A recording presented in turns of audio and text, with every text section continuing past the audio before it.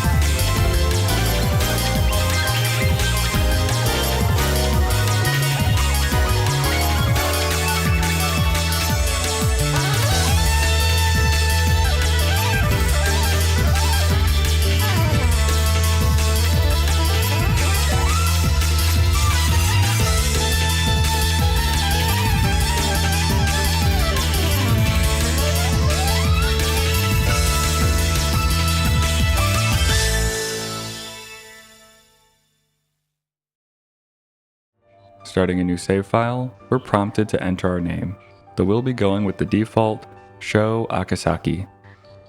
After that, we're shown a short cutscene to set the stage of the game.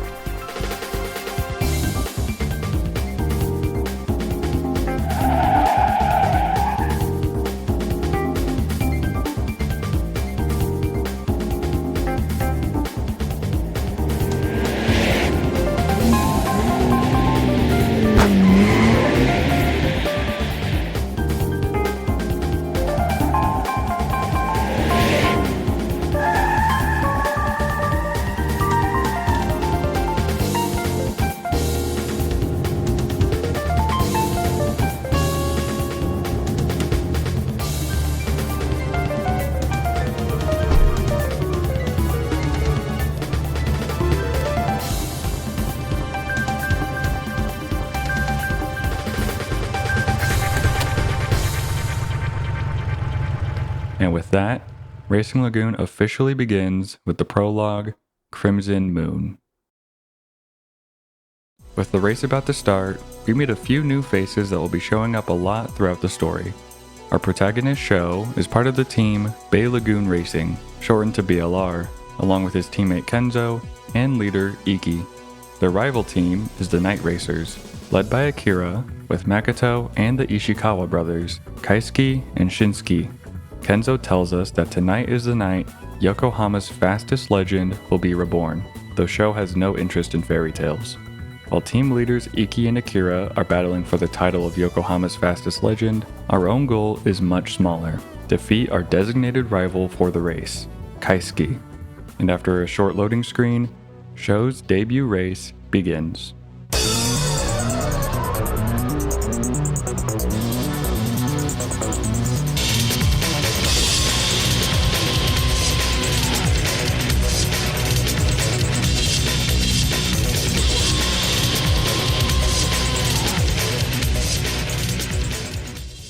Thankfully, our performance doesn't have a major impact on the story.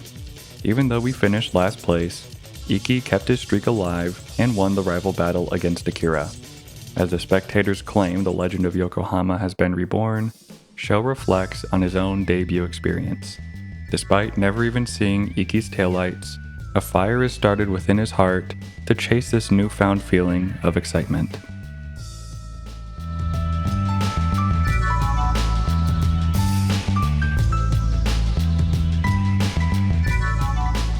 The first night of the game begins with Sho reminiscing about last night's race, before being interrupted by a frantic phone call from Kenzo, asking for help at the foreigner's graveyard. After abruptly hanging up, the Ishikawa brothers show up to Bay Lagoon Wharf to pressure us for Iki's whereabouts. After a few insults are thrown back and forth, Shinsuke tells his brother that it's showtime, and the two drive off. With the brothers gone, we're given our first real taste of Racing Lagoon's open world and the main gameplay loop. As we leave Bay Lagoon Wharf, an unnamed night racer flashes his high beams at us, explaining that he was sent to stall us before our first race begins. While exploring the map, you can challenge other racers to a street race by flashing them with your high beams, and the opposite is also true, with racers prowling the streets with their lights always on. And after a short loading screen showing off both cars and their stats, the race begins. The track you'll be racing on is determined by where you are in the map, with the side of the road your opponent is on deciding which direction you'll be racing. And considering the amount of street races you'll be participating in throughout the game, each track is thankfully pretty short, with the majority having a designated start and finish line rather than being a closed loop. Each race can have one of two outcomes. If you win, you'll earn some racing points, an experience point for your car's engine, chassis, and body, and have the opportunity to steal one of your opponent's car parts if you have enough RP. If you lose, however, you'll randomly lose one of your equipped car parts, but still gain the same amount of experience points. Thankfully, we're able to stay ahead and win the race, stealing the Night Racer's steering wheel. With the race over, we pull into the GS mileage and meet another member of Bay Lagoon Racing, Kyoji Nanba. We learn that BLR was formed from part-timers working at this very gas station, but as everyone else moved on, Kyoji couldn't bring himself to leave. Before we head out, he gives us a unique air filter, which I promptly lose in a street race. Throughout Racing Lagoon, there are a good number of unique car parts that can only be obtained once, mainly by going through special cutscenes or winning one-time only races. And while a lot of these unique parts are really good, they can still be lost permanently like any other upgrade. So while it may seem counterintuitive, it can be beneficial to hold off on equipping them until your car has been tuned up a little. Before going to the graveyard to help Kenzo, I decide to do some more street races to get a better feel for my car and practice my drifting. While doing this, we can also look at the various events going on around the map. While exploring, you'll find areas with a floating P icon above it. By driving up and parking, this area's designated event will begin. The available events range from meeting different characters, unique races, and my personal favorite, Sho monologuing about the history of the area and his feelings. While not required for progression, these optional events play a large part in building up the world of Racing Lagoon and its overall aesthetic. And just down the street from Bay Lagoon Wharf, we have one of my favorite examples. Bay Lagoon Tower, an ominous monolith looming over the city. It was constructed 10 years ago during the bubble economy. Back then, cash and trouble flowed like fine wine. Each morning you would find another eyesore on the skyline, a concrete fantasy, a man-made mirage rising from the heart of the city. But all that glitz and glamour faded with the times. Nowadays, Bay Lagoon Tower lays dormant and unfinished, like it was chewed up and spit out by some dream-devouring creature. A Babylonian tower struck down by heaven, serving as a warning to us mere mortals. A husk of its former self. Bay Lagoon, the searchlight beams, a stairway to its empty void. We gaze upon the night sky. Every stray beam of starlight is proof the star exists. Is it a bit melodramatic? Yes. Do I still love it every time one of these pops up? Also yes. During our racing, we stop by Johnny's, a diner where street racers congregate to tell stories and wind down after a busy night of racing the streets. When we ask if any night racers have been here, the waitress mentions that Makoto stopped by earlier, but left once he realized the waitress Yoko wasn't working tonight. And by going down the street, we find Makoto parked in front of Yokohama Stadium. He apologizes about tonight, and when we ask for clarification, he reveals that the Ishikawa brothers have kidnapped Yuka, the final member of Bay Lagoon Racing. While Sho doesn't believe the other night racers aren't involved, Makoto explains that the group's chain of command is falling apart after Akira's loss last night, and that Kaisuke is trying to take over as leader. But before we leave, Makoto says that he can tell we're going places, and that racing isn't about the grudges and politics, just the thrill of winning and the fun of losing with your friends. And finally, we drive by the warehouse district to find a group of limousines parked outside, and considering Sho wants to keep his kneecaps, we drive away before they notice us. Now at the foreigner's graveyard, we find a group of night racers hounding Kenzo to tell them where Iki is, and threatening Yuka if he doesn't talk. After grabbing Kenzo, we have to escape the thugs on the Graveyard Street course, easily one of the most difficult tracks so far, with its narrow street and sharp turns. Despite my best efforts, I once again finished the race in last place, but the night racers get a call from Kaisuke that codename Showtime is ready, and they leave. Kenzo then confirms that Yuka has been kidnapped and is being held in Kaisuke's Night Orange Gras Sea. This is also the last story race we're allowed to lose. From this point onward, if we fail, we'll get a game over and have to restart from our last save. To continue the story, we need to track down Kaisuke's car and flash him with our high beams 3 times to initiate a race. But before we do that, our car needs some tuning. The first thing we can do is actually race Kenzo. Despite him driving around looking for Kaisuke, we can flash him with our high beams to challenge him to a one-time only race. And after spending an embarrassing amount of time losing and restarting, I'm finally able to cut in front of him and win the race. While doing other street races, I also steal a manual transmission. Out of all the part upgrades in the game, this is the only one that has a significant gameplay change rather than only stats. For the trade-off of cutting 20 kilograms off your car's weight, you will no longer automatically shift up and down between gears. And honestly, I see this part as a necessity, not just because the 20 less kilograms is helpful, but because the process of manually shifting is a nice additional layer to the gameplay. And it also just feels way cooler. With a new S20R engine that we stole from a roaming Avenue 4-wheel drive, we can stop by Tune Shop Spencer and quickly go over tuning, referred to as Machine Complete in-game. During the tutorial, Iki and Kenzo go over the various car parts and stats to look for while tuning your car.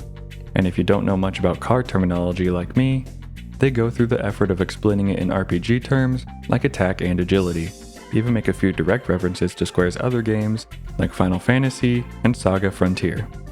Your car is made up of 3 main parts: your engine, chassis, and body. The engine is the heart of your car, almost solely determining how fast you can go.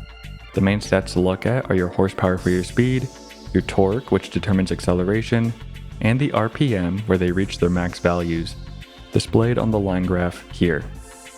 And all the upgrades you can equip to your engine will alter one of these 3 values.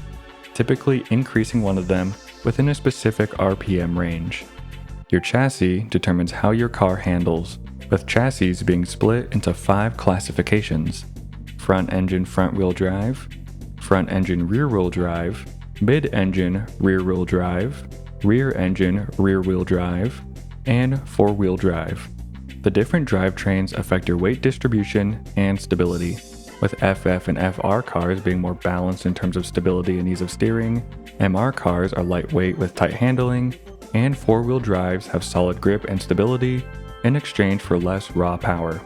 The upgrades equipable to your chassis likewise affect your handling, including various tires, brakes, suspensions, and your navigation system to display upcoming turns. Finally, your body determines your car's look, with the majority of upgrades being cosmetics like paint jobs and decals. But some upgrades do have mechanical changes, like the different kits and spoilers that affect your car's front and rear downforce, and the B-Diet series of parts that reduce your car's weight. The body you choose also has a weight tied to it and is only compatible with certain drivetrains, but this can be changed by going to a body shop. After buying and installing the Bore Up 100 and the Aerojet muffler, it's finally time to find Kaisuke. And once we track him down, we flash our high beams to initiate a race.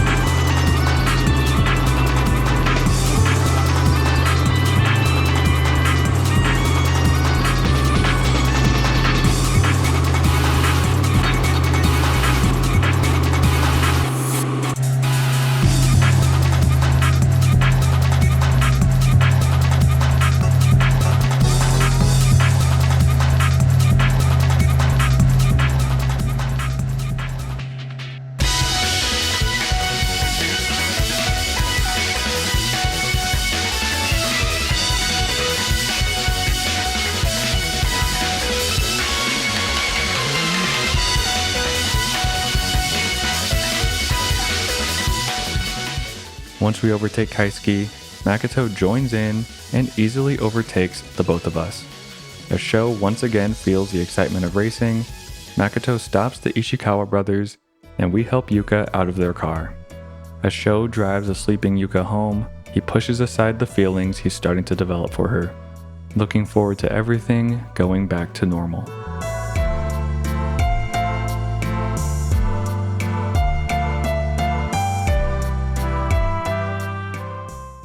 With the Ishikawa brothers stunt from last night handled, the night racers once again challenge Bay Lagoon Racing. This time, a one-on-one revenge race between Iki and Akira, with the opening act being a race between us and Makoto. Normally, Makoto's rival would be Kyoji, but with him stuck working at the GS for tonight, we've been subbed in his place. Before a revenge race, we have 3 hours to warm up and do some of the time-limited events for tonight. And there's actually a unique time limit system that's implemented for only this specific section of the game. Every time the map resets, either by watching a cutscene, joining a street race, or even just tuning your car, the time remaining until the race will count down. And since several events are only available before the revenge race, it's a good idea to save at the GS right away so you can reload if you accidentally burn too much time on random encounters. The first thing we do is wait by the GS for a Black Danger V6 to pass by. After chasing one down and beating it in a race, we can then steal its 3000A engine for a much needed boost in horsepower. Going down to Hanmoku Wharf, we find Akira, Makoto, and the other night racers waiting. With the two of them offering to go easy on us in a warm-up race, we refuse the offer. Makoto then apologizes and gives us a rare F diffuser. And because this interaction takes place on the street instead of inside a cutscene, it doesn't use up any of our remaining time. On our way back, we overhear the Ishikawa brothers scheming at the foreigner's graveyard before meeting Kenzo at Yamashita Park. After lamenting the fact that we've already gotten faster than him, we have a one-on-one race at Marine Tower, taking his unique Mach Speed engine fluid. On the other side of the map, we find Yuka waiting by the Cosmic Big Wheel. She tells Sho that while she was kidnapped by the night racers, The one memory that kept flashing before her eyes was the promise that Sho made to her under the very same big wheel, that they would go on a ride together. After wishing us luck in the race tonight, we can do a friendly race together at Spencer's test course, earning her unique Triad muffler. With all the time-limited events complete, we can spend the rest of our time participating in unofficial races. Hosted by various characters throughout the map, unofficial races are special races typically hosted on looping racetracks. With each race having specific entry requirements such as weight limit, minimum horsepower, or a specific type of chassis, they follow a more traditional racing format with multiple cars racing at once for multiple laps. And by winning, you can earn special car parts, racing points, and yen. Tonight's unofficial races are hosted by Nanako, the former leader of the now disbanded Yokosuka Black Knights. And out of the 4 available races at Bay Lagoon Wharf, we win the lightweight race to earn the Flying Blue Rims, the FR Chassis race for the B Diet 30, and the heavyweight race for a special Racing Lagoon decal. Considering the short length of street races and the constant threat of losing your rare car parts, unofficial races are a nice change of pace from the normal gameplay loop. With the different requirements forcing you to try out new part combinations, the longer races giving you a chance to bounce back after a mistake, and no penalties for losing, unofficial races are both a nice opportunity to earn special rewards and a fun way to practice your driving. And with only a little bit of time left, we park our car at Bay Lagoon Wharf to wait for the revenge race to begin. To calm his nerves, Sho takes a walk to the pier, but when he arrives, he finds a woman who already knows who he is. This is Aoi Kawashima, Iki's girlfriend. She tells us that Iki sees a lot of himself in Sho, which is why he gifted us his old 86. The two of them ponder the beauty of Yokohama's lights in the water, with Aoi noting that reality can be shattered just as easily as a rock breaking the water's surface. With the race about to begin, the night racers and Bay Lagoon Racing confront one another. As Iki and Akira reiterate how the title of Yokohama's fastest legend is on the line, Makoto reminds everyone about the real meaning of racing. And I gotta say, Makoto is definitely becoming one of my favorite characters at this point. Before going to the starting line, Makoto tells Sho that his racing is sloppy, but he can see the potential for him to be a champion one day. As the countdown reaches 0, the first round of the revenge race begins.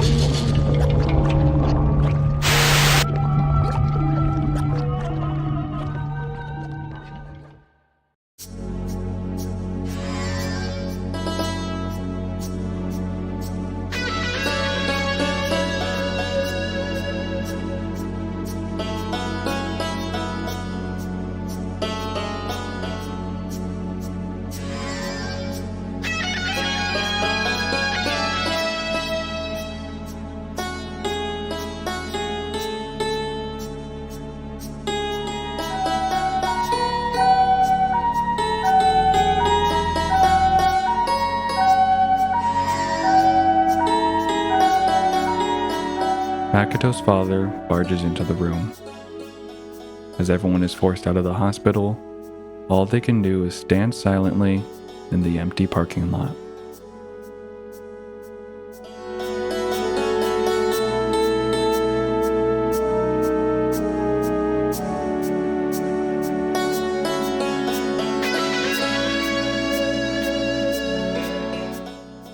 After leaving the hospital, Sho had a nightmare where he was driving through an endless road of flames, but as he wakes up, the memories of Makato's crash flood in to replace it. With the threads keeping everyone together severed after last night, Sho forces himself to get into his car and drive. Pulling over at the side of the crash, we see a red car drive away once we arrive. With shards of glass still littering the street, Sho remembers the words Makato told us back at the stadium. And stopping by Body Shop Muraoka, we find his car being worked on by the owner. With everything else totaled, he gives us Makato's jackknife brake pads as the only salvageable part. At Yamashita Park, we once again find Kenzo, who opens up about the newfound fear he feels while racing, and while no one else will admit it, Sho knows that everyone now has the same fear in the back of their mind. But before we can leave, 2 night racers arrive and challenge us to a race to avenge Makato. After defeating the night racers, we stop by Johnny's for a break. When we get there, a waitress introduces herself as Yoko and asks if we're the one who raced against Makato last night. She tells us that she promised Makato that she would go on a date with him if he won the race. So before leaving, she asks us to tell him that she's sorry. Yoko is also a member of a racing team called the Motomachi Queens, and by following her car to Chinatown, we can enter their racing tournament. The course is incredibly short with only 2 tight turns, but we're able to squeeze past and win the 3-round tournament. And afterwards, their leader Yui Tachikawa challenges us to a race. But with her incredibly fast acceleration, we don't stand a chance, losing our Aerojet muffler. Returning to International Hospital, we find Akira still waiting in the parking lot. Lamenting the fact that he brought Makato onto the team, he tells himself that this is only a speed bump to becoming the fastest legend, and that there are many more races ahead for the both of them. With no one allowed inside his room, we leave without delivering Yoko's message. Back at Bay Lagoon Wharf, we find Yuka staring up at Bay Lagoon Tower. She's been searching for everyone just like we have. She tells Sho that no matter what, we can't quit racing, because if we did, it would only admit that this was our fault. Not wanting Yuka to see him like this, Sho drives off. At Honmoku Wharf, Sho confronts the Ishikawa brothers, but when they refuse to answer our questions, we challenge them to a race. The race consists of 2 laps around the Honmoku Wharf track against both Kaisuke and Shinsuke, though Kaisuke is the one we have to beat. And this is actually a good moment to discuss why Racing Lagoon has a reputation for being difficult early on. At its core, winning races comes down to 2 things: your car's stats and your moment-to-moment racing. Early on, one of the biggest obstacles to winning races is your car's stats. So your primary goal is to incrementally tune your car to keep up with the competition. And after the first few nights, you will be able to match most of your opponents in terms of raw horsepower due to the sheer amount of parts available. But that's only the first half of winning. The second half is execution. Drifting is by far the most essential skill in Racing Lagoon, and unfortunately, the game has no tutorial whatsoever explaining how to do it, which is why so many new players end up confused. So for reference, if you want to be ahead of the curve on your own playthrough, when approaching a corner, you have to first release the gas and turn the direction you want to drift while holding the side brake. When your car is about halfway facing where you need to go, release the side brake, tap the regular brake, then counter steer as needed and accelerate forward. Then just make sure to do this for basically every single turn in the game. I also recommend remapping the side brake to the right trigger instead of circle, reducing how much you need to move your thumb while also making it feel a little more natural. And during the race itself, your opponents won't make mistakes, at least on their own. Instead, you have to use the course to your advantage, making tighter turns when possible, and using straightaways to build up enough speed to pass them. Combine this with how the slightest collisions kill your momentum, and how the short draw distance and dark lighting make upcoming turns hard to see, and winning boils down to a lot of precise inputs, and memorizing the different tracks. So with races requiring good enough stats and even better racing skills than your opponent in order to have a chance at winning, success in Racing Lagoon boils down to staying on top of your upgrades while doing a lot of races to understand each of the different courses. But with the amount of times we're going to be put into new situations with no chance to tune our car beforehand, I do think Racing Lagoon would benefit from some sort of comeback mechanic. Considering the game's emphasis on its customization, your car's stats should play a large part in whether you're able to win races. That's just a fundamental part of being an RPG. But even if you have the same exact horsepower and weight as your opponent, one poorly executed turn at the beginning of the race can make winning impossible. By adding a drafting mechanic, for instance, allowing the losing racer to gain speed by hovering right behind the car in front of them, the line between winning and losing a race based solely on stats would broaden. And if your car is up to snuff, but you make a small mistake, you would still be able to come back and win the overall race. After defeating the Ishikawa brothers, they make sure to remind Sho that he's the reason Makoto crashed, and we steal Kaisuke's unique Suicide Turbo. We'll talk more about turbos later, but for now, just remember that they increase the max horsepower your engine can output. Driving down Graveyard Street, we find Iki's red car sitting at Harbor View Park. Iki tells us about Yokohama's fastest legend, a crazy driver known for pulling off a full throttle turn around the Tama River corner 10 years ago. No matter what, Iki says he is going to surpass him, find the realm beyond speed, and take us with him. As Sho looks at the worn out back of Iki's jacket, he wonders if he'll ever catch up to him. But he does know one thing. He's never needed a reason to race before, and he isn't going to start now.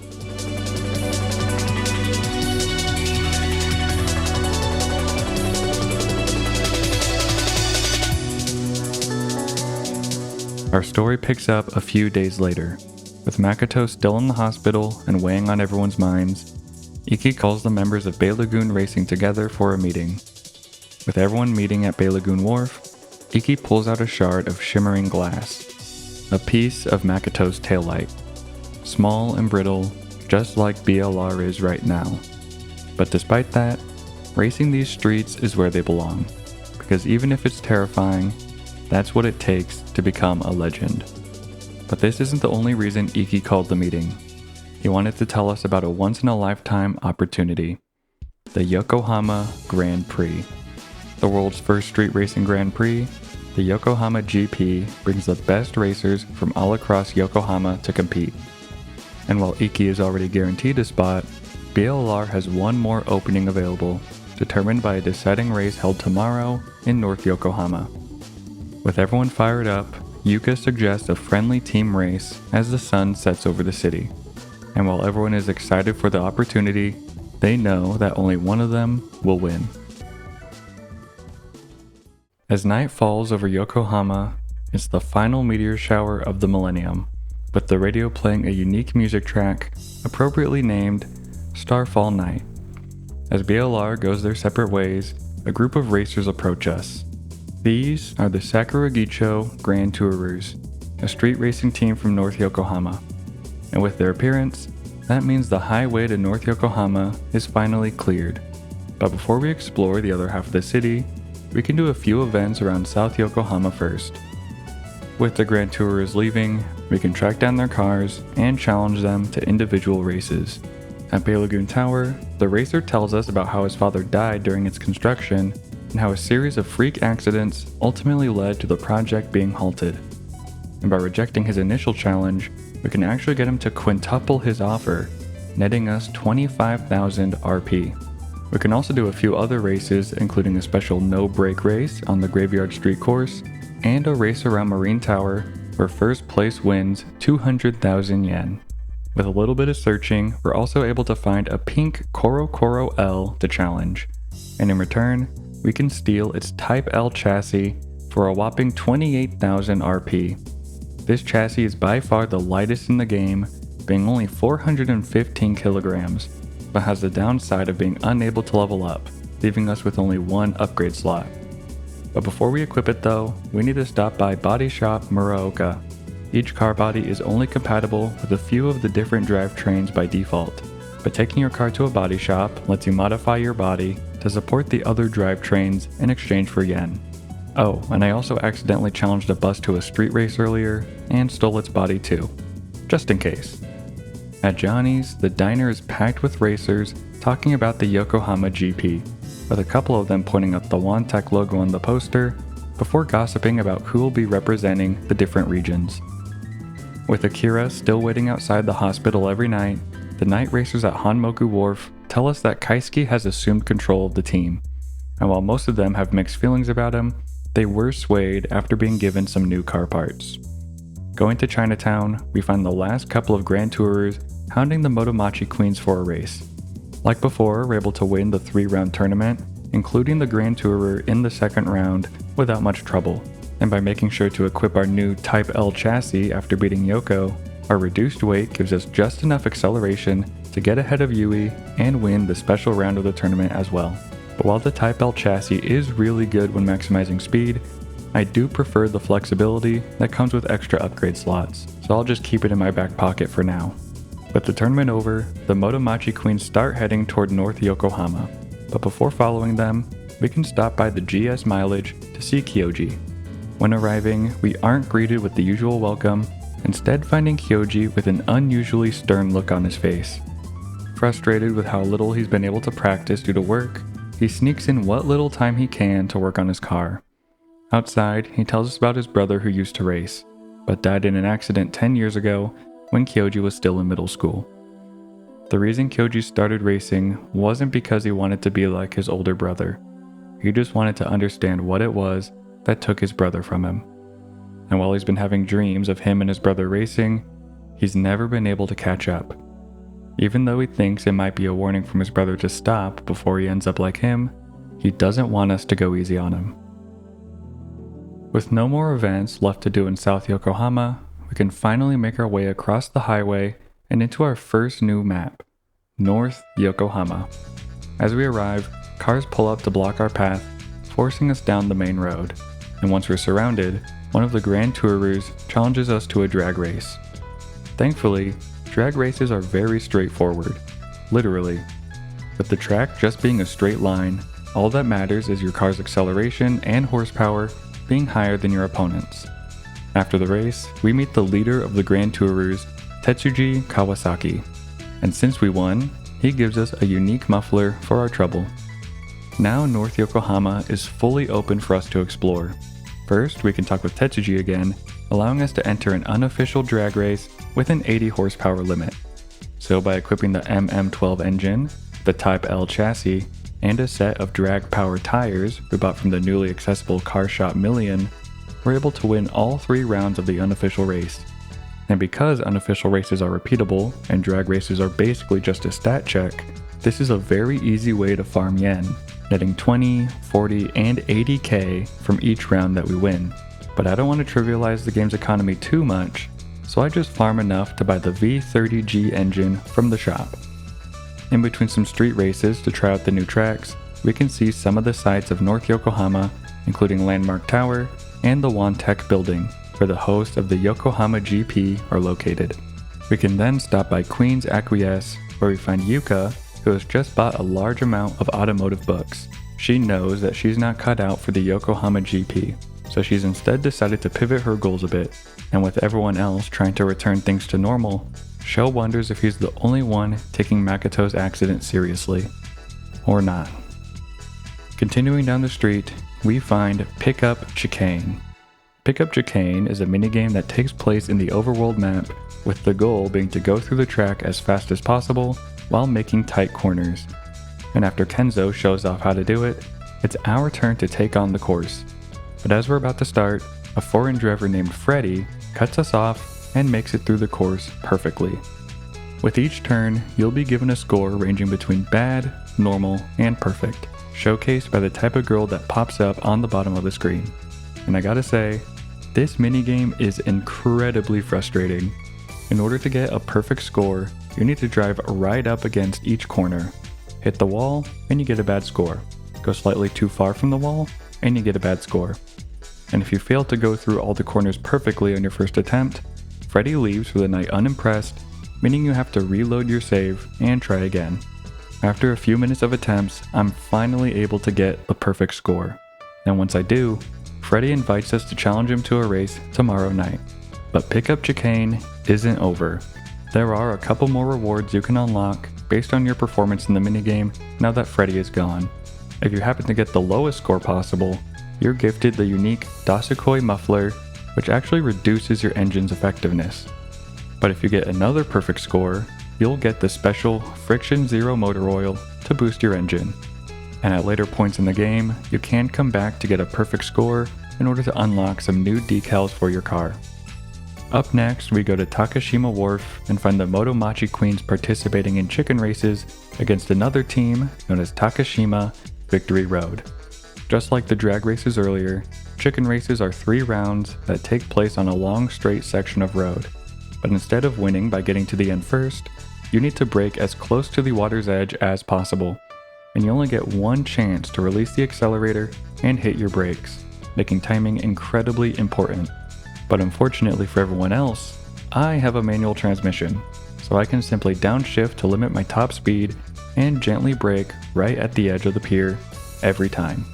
And once we defeat both the Motomachi Queens and Victory Road at the chicken races, we can steal their black and red paint job to give our car a nice new look. After talking with Kenzo about his childhood dream of becoming an F1 racer, we can finally make our way back to South Yokohama. Stopping by Hanmoku Wharf, we find Akira driving the track alone, remembering a race he and Makoto had together. When he's done, Akira challenges us to a 2-lap race around the wharf. It takes a few attempts, but I'm eventually able to pull ahead and steal his unique twin-turbo, Venus and Mars, bumping our engine's horsepower from 285 all the way to 410. With the night winding down, we pull into Bay Lagoon Wharf to end the night. Once we kill the engine, we see Kyoji racing in the dead of night. With so little time till the Yokohama GP, he tells himself that he needs to go faster.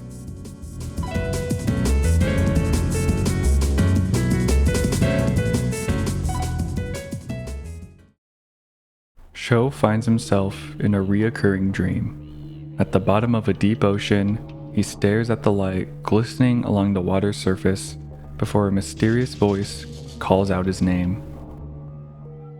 But his phone's ringtone brings him back to reality. On the other line, Kenzo tells us he's worried about Kyoji. Apparently, Shinsuke told him that he saw Kyoji meet with Kaisuke last night at Hanmoku Wharf. As he wonders about the possible reasoning behind their meeting, Sho makes his way toward North Yokohama, ready for the inevitable heartbreak that their deciding race will bring. Night 5 takes place solely in North Yokohama, and before we go to Takashima Wharf for Bay Lagoon Racing's deciding race, we can do a little exploring. As we drive by the Wantech building, a couple racers tell us that Freddy is back at Pickup Chicane before challenging us to a quick race. And after stealing his 34 Type GT engine, we reach 501 horsepower with our upgrades. And at Landmark Tower, we catch a glimpse of Iki and Akira racing each other, noting how Akira has been incorporating more of Makoto's driving style into his own. As we pull up to the Grand Tourers hangout spot, we see Kaisuke driving away while keeping an unusually low profile. Getting out of our car, Tetsuji and Yui are about to challenge each other to a race when they invite us to join them. Unfortunately, we get completely smoked by Tetsuji in the first round. One of my main issues with Racing Lagoon is the way it handles challenges like this.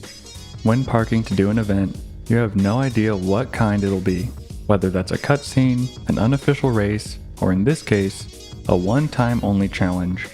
By declining these challenges, you lose out on being able to attempt them at all. And while this should encourage players to be ready to race at any point, when it's a niche race type like drag races, your typical car setup won't be able to compete. So unless you saved recently and can reload, or follow a guide so you can tune your car beforehand, these races simply lock you into refusing the challenge or losing either way. While it would diminish the feeling of an on-the-spot challenge from another racer, allowing the player to tune their car before accepting would solve the issue. Or what I would prefer, simply having a separate event icon when it involves a race. This way, players who want to complete all of the side content can better plan each night, and it lets them use their knowledge of the city to infer which car setup would be best before entering the race. At Pickup Chicane once again, we find Kenzo slowly taking the course before stalling. As we tow his car to the park, Kenzo and Sho talk on the playground, and Kenzo tells him that after the Yokohama Grand Prix, Kyoji plans on quitting racing altogether. He also mentions that Kyoji has been racing the same courses we do once he gets off work, but keeps getting frustrated with his times. With only Takashima Wharf and the deciding race left, we can actually take the freeway back to South Yokohama. While we're not able to freely roam around the city, we can visit a few predetermined locations. At Body Shop Muraoka, we surprisingly find Yuka working with the owner. She tells us that she's actually planning on becoming an automotive engineer, which is why she bought all of those books last night. And as we leave, Sho is able to find some inspiration from her ability to face new challenges. After some quick browsing at Spencer's Tune Shop, Sho spots a blue 7 driving by. As we follow behind him, Sho knows something is wrong. Kyoji keeps driving while ignoring our high beams, focused solely on the road in front of him. And before we can stop him, his car slips away into the night. With nothing else available in South Yokohama, we can finally go to Takashima Wharf. Because we impressed Freddy at Pickup Chicane last night, we can first challenge him to a chicken race tournament. And by using the same manual transmission trick as before, we easily win against the Victory Road racers and Freddy himself. Now, it's finally time for Bay Lagoon Racing's deciding race for the Yokohama Grand Prix. As the team gathers for the race, Kyoji arrives late. Not only is he ragged, but his silent, empty gaze fills Sho with dread. As spectators gather around the wharf, Iki gives everyone a motivational speech before we begin, reminding everyone that while they may have been racing for the fun of it before, this is their first chance to gain something greater. For this once-in-a-lifetime opportunity, we can't block out the pressure, so we have to race like our lives depend on it.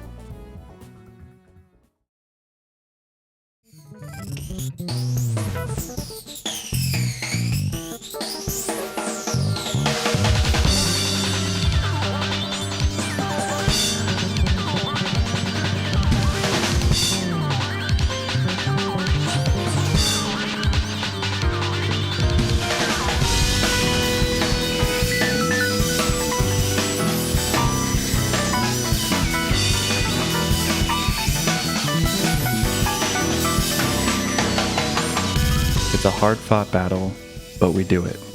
Kenzo, Yuka, and finally, Kyoji. We pass the finish line and win our spot in the Yokohama Grand Prix. And with the delicate dream of winning the Yokohama GP beginning to take shape, Sho knows that the slightest change could shatter it in an instant. As Kyoji crosses the finish line, his engine overheats. With his hollow expression visible through the smoke of his engine, Sho can't help but feel like he lost something too. Racing is built on repetition, with a tiny spark of hope pushing you along the endless road ahead. Him and Kyoji are both on that same road, and neither of them know where it will take them.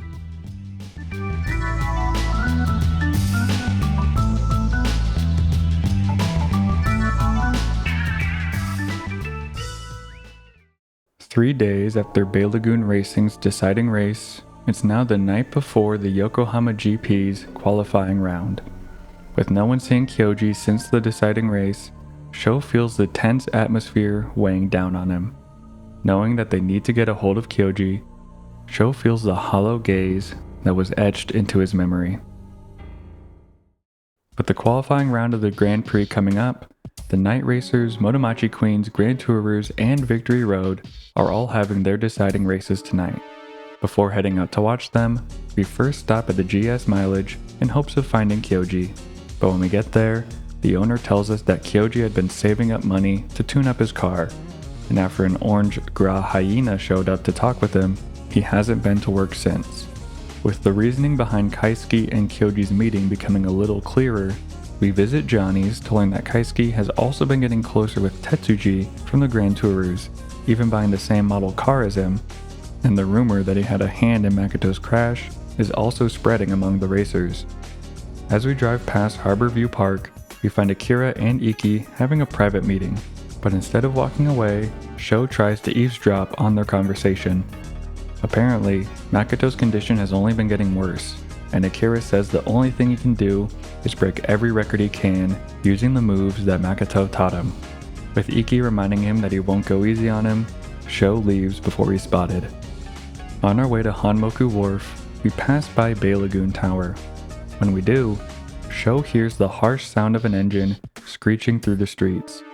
When the sound finally approaches, we catch a glimpse of a modified Blue 7 driving past. But as Sho notes how the engine sounded like a beast trying to claw its way out, we're surrounded by a group calling themselves the Blood Reds, who are scouting out the competition in the Yokohama GP. With the race only being one lap around Bay Lagoon Wharf, we overtake them on the straightaway and drift through the corners to steal their special decal before they leave. At Hanmoku Wharf, a huge crowd is gathered to watch the night racers' deciding race. With Kaisuke and Akira as the main contenders, Kaisuke claims that he'll kick Akira off the team once he wins. Seeing us in the crowd, he also pulls us into the race, making a point to show off his new car. Despite the heavily modified exterior, Kaisuke's car doesn't stand a chance. And with our car's engine and turbos, we're able to beat Akira by quite a large margin as well. With Akira making his way to the Yokohama GP, Sho wonders whether Kaisuke was actually trying to win in the first place. With the large crowd watching, perhaps he simply wanted racers who don't normally win to know that he's able to hook them up with new parts. Whatever his angle is, his behavior has certainly changed since our first race against him.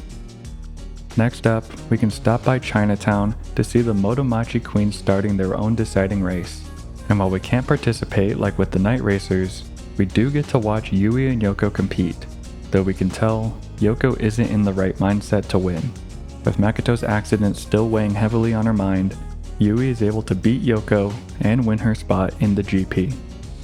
Going down the freeway, we head to North Yokohama, where we can do a little car hunting to find a pink Micro 2000. By defeating it, we can then steal its Titan supercharger. And learning from our mistake last time, we tune our car for drag races before meeting up with the Grand Tourers. While they were supposed to have their deciding race tonight, Tetsuji instead arrives and declares that he'll be representing the team. With no one on the team standing up to him, he challenges us to another drag race. And thanks to our planning, we finally defeat him and steal his own unique Buffalo Turbo. Now at Landmark Tower, we once again hear the horrible cry of that engine. And without a doubt, it's Kyoji. With no hope of catching up with him, we do another run-through of Pickup Chicane. But instead of the usual girls, we find Yuka judging the cars as they pass by. With some skepticism from the both of them about why they're really there, Yuka tells us to meet her at the usual spot later tonight. For the last deciding race of the night, we stop by Takashima Wharf to find Victory Road. Once again getting invited to join in, we use our manual transmission to win the 4-round chicken race, with Freddy moving on to the Yokohama GP. And while Racing Lagoon has a variety of race types like the chicken races, drag races, and the Chinatown races, they're unfortunately just not as interesting or as fun as your typical street races.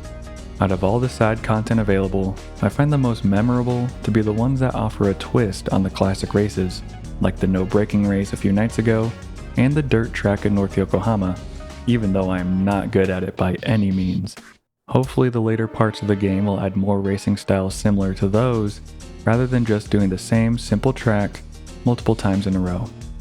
Returning to South Yokohama, we go to the Cosmic Big Wheel and find Yuka waiting for us. She tells Sho that he's changed. Before, he used to be bored by everything, but now he has a certain spark in his eyes. Remembering what Iki told everyone before the deciding race, Yuka disagrees with him. She feels that the racers are always going to be children at heart, chasing after their passion. And while she's jealous that they'll never wake up one day and suddenly be an adult, she admits that she likes that about them. With still no sign of Kyoji, we pull into Bay Lagoon Wharf to end the night.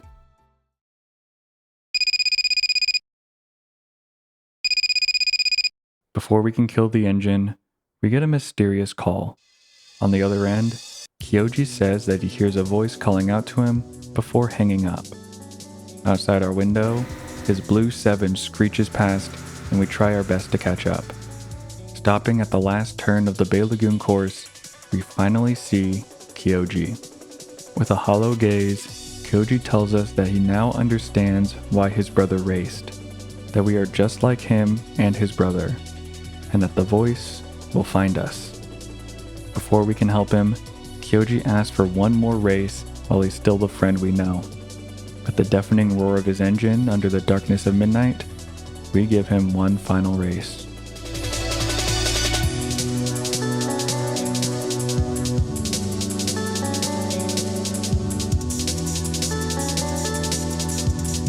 In the end, it's no use. With darkness obscuring the road in front of us and Kyoji's rebuilt car, we don't stand a chance against him. As the roar of his engine fades away and Kyoji once again disappears into the night, Sho finds himself alone once again.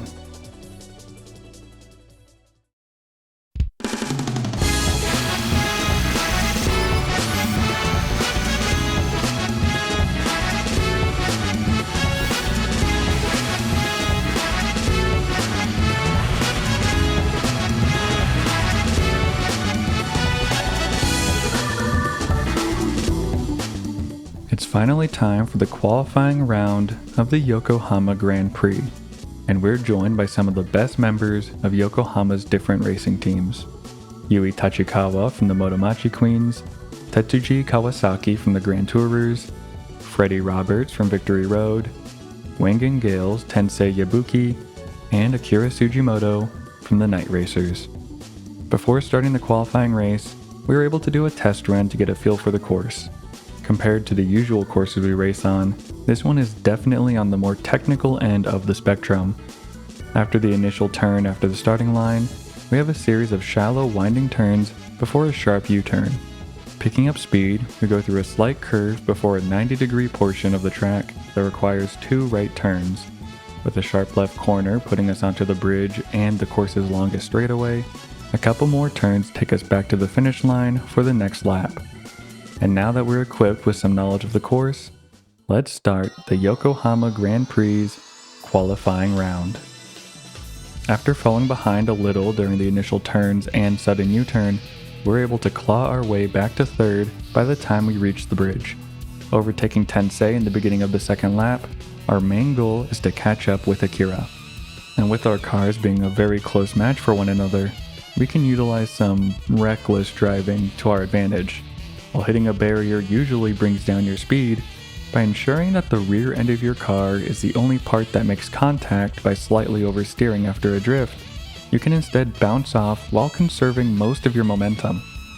After using this trick a couple times to minimize having to slow down after straightaways, it's still a neck-and-neck race with Akira. But after clipping the barrier right before the final turn of the third lap, his lead gets bigger. Despite going full throttle, we finished the race just a fraction of a second behind him, netting second place and moving on to the next round. At Wantec headquarters, we see a group of suited men watching the Grand Prix. Mentioning the promising results of their new prospect, they discuss their anticipation for even greater results in the finals. And before leaving the room, the blonde executive says that's one of the benefits of starting them young. With the spectators gone from the stands and stalls being torn down, Sho continues to race along the Grand Prix course as he waits for the call that Bay Lagoon Racing's victory party is ready. Not wanting the memories of this race to wither away, Sho keeps racing around the track.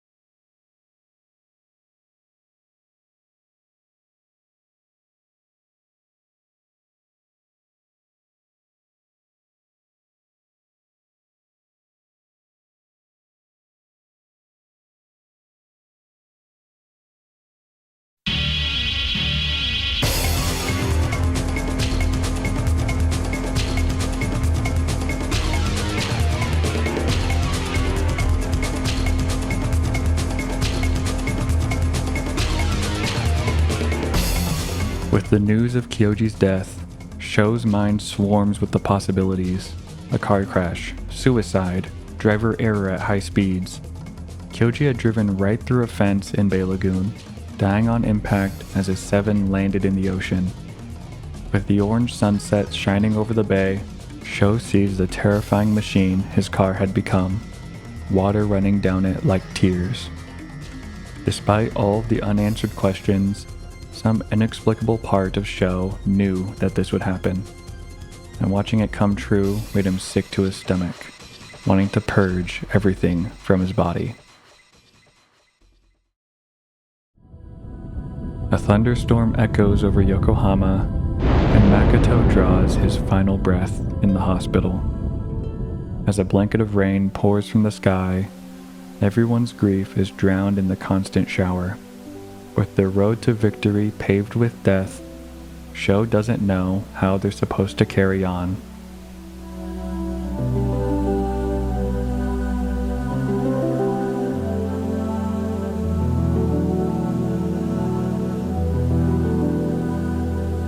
Bay Lagoon Racing sits together in silence, the only noise being the constant drumming of rain.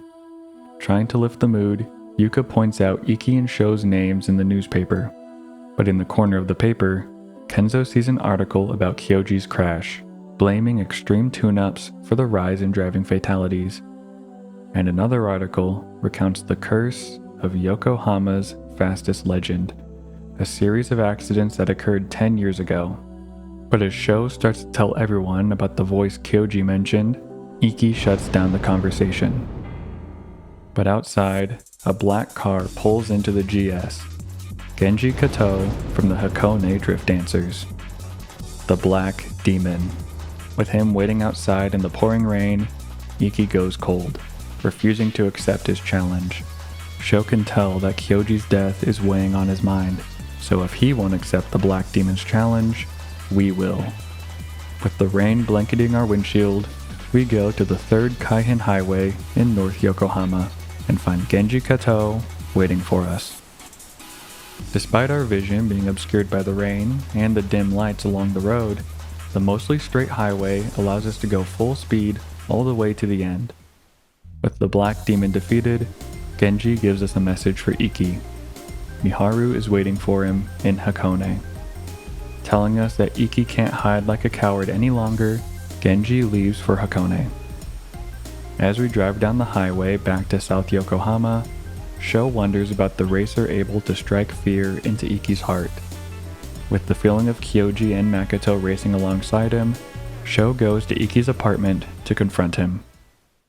Standing on Iki's balcony, he tells us that he has been living in fear, and Sho says that as their leader, he needs to be better than that. Iki elaborates that there are some people in the racing world that have crossed a line. That line being a fear of death. Without a fear of death in their hearts, these racers could hardly be called human anymore. And on the winding roads of Mount Hakone, Iki raced against someone who lacked that fear. Miharu Koguchi, also known as the Emperor of Hakone Pass. Miharu is the only racer to have defeated Iki in a race. 2 years ago, he and Iki were racing for the title of Emperor, but when an oncoming car turned the corner, Iki slammed the brakes. With no hesitation, Miharu kept driving, earning the title of Emperor as Iki left Hakone for good. With his past now known, Iki tells us that we're going to Hakone tomorrow, and he'll challenge Miharu to another race. Iki also says that his old mentor is in Hakone, the man who taught him about street racing and the fastest legend. If we want to learn more about it, he might be able to help. Though it'll be hard healing from the loss of Kyoji and Makoto, we'll need to learn how to take on fearless racers like Miharu. Before we leave, Iki reminds Sho that we too have what it takes to cross the boundaries of speed.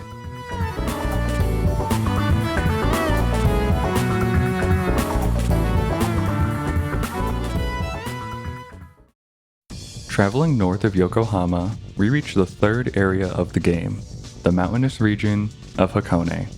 Arriving at the toll gate, we tell the worker we're looking for Hashiria's holy place and he explains how the roads in Hakone work. Hakone is made up of 3 roads that connect the top of the mountain to its base. On the left, the Hakone Turnpike is the easier course, with wider turns and a couple straightaways. On the opposite end is Route 1, full of tight corners, best suited for more experienced mountain racers. And if you just need to get to the top or bottom of the mountain, the Hakone New Pass in the middle doesn't allow for street racing.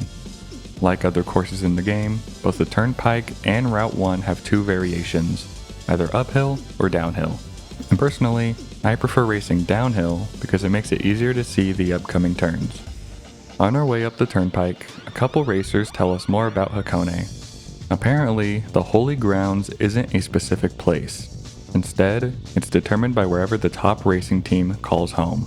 We also learn that the Drift Dancers have held that title for 10 years at this point, after a man named Manabu Oda returned from Yokohama and formed the team.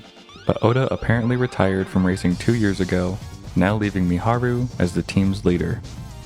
Before confronting the Drift Dancers at Hashiria's holy place, we can do a little racing to get used to the winding roads of Hakone. During our training, we come across a backyard SP and steal its Type Euro chassis.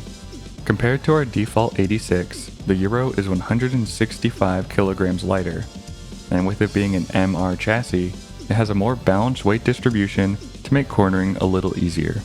At the top of the mountain, we stop at Toon Shop Windy. Here we find one of the Drift Dancers, Ryo Yamazaki. After bragging about the type of women he likes to have in his passenger seat, he tells us that Hakone's legendary tuner, Kuniteru Takahashi, is too busy to see us right now, but we can at least buy a set of GP 5000R tires before leaving. Heading down Route 1, a racer at Hashiria Village challenges us to a special 2-part race where we swap cars in the second half. And after making sure to remove all of our engine upgrades, we're able to win both parts of the race and earn a special paint job. We also find Kenzo slowly making his way through Route 1, followed by a Drift Dancer. After flashing them with our high beams, we jump in to help and steal his winding road ECU. With our loop of Hakone finished, it's time to go to Hashiria's holy place to confront the Drift Dancers. Standing in their headlights, Iki finally confronts Miharu after 2 years.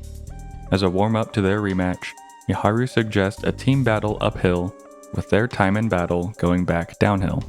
Surprisingly, we're also given the option to practice both the uphill and downhill version of the course and tune our car before the race, but that won't be necessary. Going uphill, we're able to cut ahead of the other racers pretty quickly, though the new handling of our chassis is still taking a bit of getting used to. And this is also the first time I've noticed some performance issues within the game.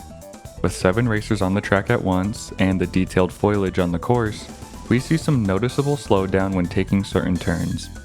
Thankfully, it's not too detrimental, so we're able to take first place in the team battle. As Miharu and Iki are about to have their rematch, Ryo interjects, challenging us to a time in battle first. With Sho lamenting how he's always the opening act for Iki, he's starting to feel sick of being Iki's number 2. Now going downhill, our time in battle with Ryo begins, and considering how far ahead we're able to stay, we easily win. While watching our race, Miharu and Iki's conversation reveals that Iki actually used to be a Drift Dancer, using the search for the fastest legend as an excuse to leave Hakone for Yokohama. With the warm-up race over, Iki and Miharu line up at the top of the mountain, and with no oncoming traffic to interrupt them, Iki is able to overtake him. As they continue down the hill, Miharu tells him that despite getting faster, he hasn't mastered racing yet. Only once there's no one left for him to overtake, that feeling of loneliness will prove that he's a master. At the base of the mountain, Miharu admits that Iki has reached a realm of speed even he can't attain. Promising to race him again in the Yokohama GP, he tells Iki that Manabu Oda has returned, suggesting he might find him here later tonight.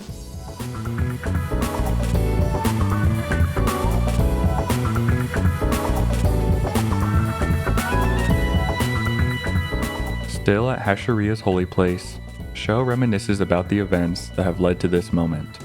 Kyoji, Makoto, the fastest legend, it's all too much to make sense of right now. and with Iki getting even faster, Sho has a newfound desire to escape from his shadow. Apparently, Iki has left us a gift at Toon Shop Windy, so we drive over to meet him.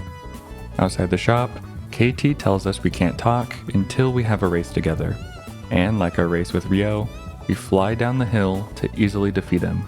But before we can get the gift left for us, he tells us to come back later tonight with Iki.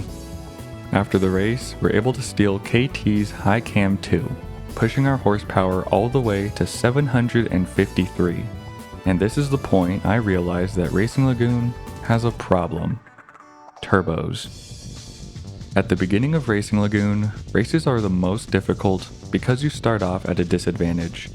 With a lack of upgrades and a weak engine, every improvement you gain increases your odds of winning, encouraging you to hunt down racers in search of better parts. And with your car's engine being the most important factor in gaining more speed, the early game is balanced around the limited number of engines available to you. But turbos change that. Turbos are engine upgrades that do one thing: increase your engine's power. And the only limit to how many turbos you can equip are the number of upgrade slots you have, and making sure you have a part that balances out your compression ratio. This leads to situations where you can double or even triple your engine's horsepower. Our current R25B T34 engine has a base of 269 horsepower, and like I said before, we got it all the way to 753. And with most of our opponents hovering around the 300 horsepower range, we very quickly outpaced the competition with just a few turbos equipped. And this insane power creep ultimately leads to a disconnect between the narrative of Racing Lagoon and our experience as a player. In the story, Sho wants to become a better racer and would obviously tune his car to be as fast as possible. But as a player, races where we destroy our opponent simply aren't as fun. The most exciting races in the game have us just barely keeping up with our opponent before a nail-biting finish right at the end. And in order to keep that excitement as we go through the story, we have to actively limit how much we upgrade our car. So if we were to think like developers, what would be a possible solution for this problem? If I could change one thing about Racing Lagoon, it would be to implement a max horsepower limit for each engine. By looking at the total number of engines available each night along with their max power, we would then be able to balance all of the encounters around these stats. The difficulty curve of Racing Lagoon currently looks like this, starting off high in the first couple of nights before gradually lowering and plateauing at the game's halfway point. Not only would this change help balance out the difficulty curve while still letting players get the satisfaction of maximizing their car's stats, it would also add some more depth when choosing an engine. Instead of replacing your engine whenever you get one with a little more horsepower, engines could have varying ranges between their base and max horsepower. Then, players would decide between a powerful engine with not much room for improvement, or put in the effort to level up a weaker engine with more potential. This would also keep part hunting as a relevant part of the gameplay loop, because at this point in the game, better quality upgrades vastly reduce the need to hunt down parts from racers. So after removing our Buffalo Turbo to keep our car at a more reasonable 587 horsepower, we can do a little more exploring around Hakone. Down at the toll gate, we find Kenzo boxed in by some drift dancers. Offering to race them for him, we beat them to the top of the mountain. But as we return to the gate, the worker tells us that Kenzo has now been caught by Ryo. And as we make our way back up Route 1, we find Ryo slowly following behind Kenzo, trying to give him some advice on taking racing less seriously. Once again, we step in to help, but after winning, Ryo continues to follow Kenzo up and down the mountain. Going up the turnpike, we find Yuka's car parked at Heaven's Hill. Staring at the stars together, she asks Sho how he's holding up after Kyoji's accident. Lamenting if he could have done something to help, Yuka says that if it was fated to happen, there's nothing we could have done. But Sho disagrees, refusing to watch his life get torn apart by fate. Changing the subject, he asks Yuka if she knows anything about Yokohama's fastest legend, but she only knows that all the drivers he raced against are missing or dead. With no one knowing who the legend was or if he's even still out there, the vague story sewn together by hazy memories is all that street racers have left to cling on to. Wondering whether there is someone out there who is connected to the curse, Yuka tells Sho that with Bay Lagoon's dark and mysterious history, maybe some things are best left alone. Mentioning how Iki has been acting a little suspicious the last few days, Yuka reveals that One Tech is actually putting together a team of the best drivers, and with rumors of their D project spreading, Iki might go pro if he wins the Yokohama GP. She even saw a black limo parked outside his apartment.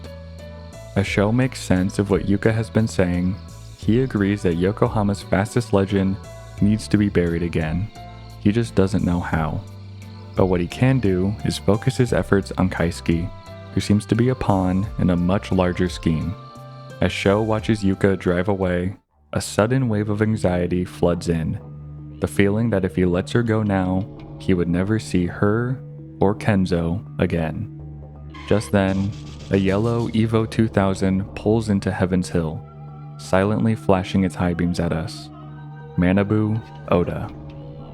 Despite the reason we're in Hakone sitting right in front of us, we follow our gut instinct and chase after Yuka. Passing by the Evo 2000, we catch a glimpse of its driver, a man whose eyes have seen death. Foot against the accelerator, Sho barrels down the mountain without an ounce of fear, solely focused on not losing yet another friend. Catching up with Yuka at the base of the mountain, Sho frantically asks if she's alright. As she wonders whether Sho is okay, Kenzo pulls up behind us. Apparently, he had been following us down the mountain, but in our daze, we didn't even notice him flashing his high beams at us. With Kenzo promising to make sure Yuka gets home safe, the two of them leave for Yokohama. And just like that, the terrible feeling from before vanishes.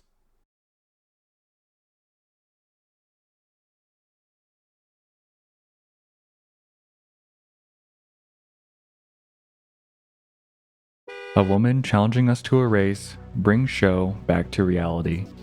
We win, and the gateworker gives us a unique Almi strut bar to help us get home safe. With Yuka and Kenzo now on their way home, we can return to Heaven's Hill to find Manabu Oda still waiting for us. With no words exchanged, the race against Manabu Oda begins. Sho feels the weight of his pride on his shoulders, hoping to finally strike out on his own and take the stage.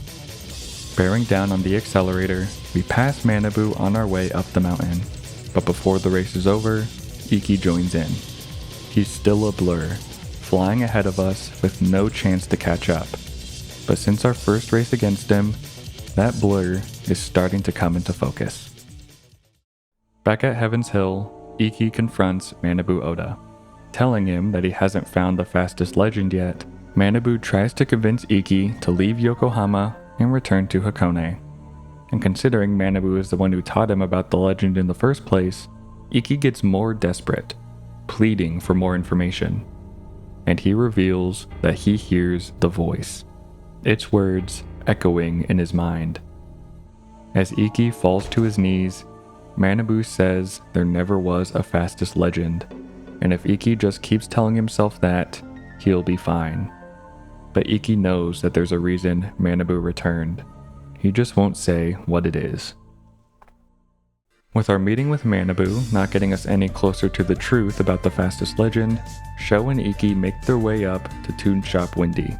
After Iki and KT talk for a bit, Iki says a few words to us before disappearing into the night. Then KT tells us he has a present for us and leads us to the garage. Sitting in the dimly lit garage of Toon Shop Windy, a GT spec racing machine is waiting for us. With Iki choosing to drive his RS in the Grand Prix, this car is his gift to us. And our own car is set to be worked on in Toon Shop Windy, so we can't turn it down either. As Sho wonders why Iki would give him a race car like this, KT interrupts so we can chat. Climbing into the passenger seat of his old Zeta, Sho gets a sense of deja vu as they make their way up the mountain.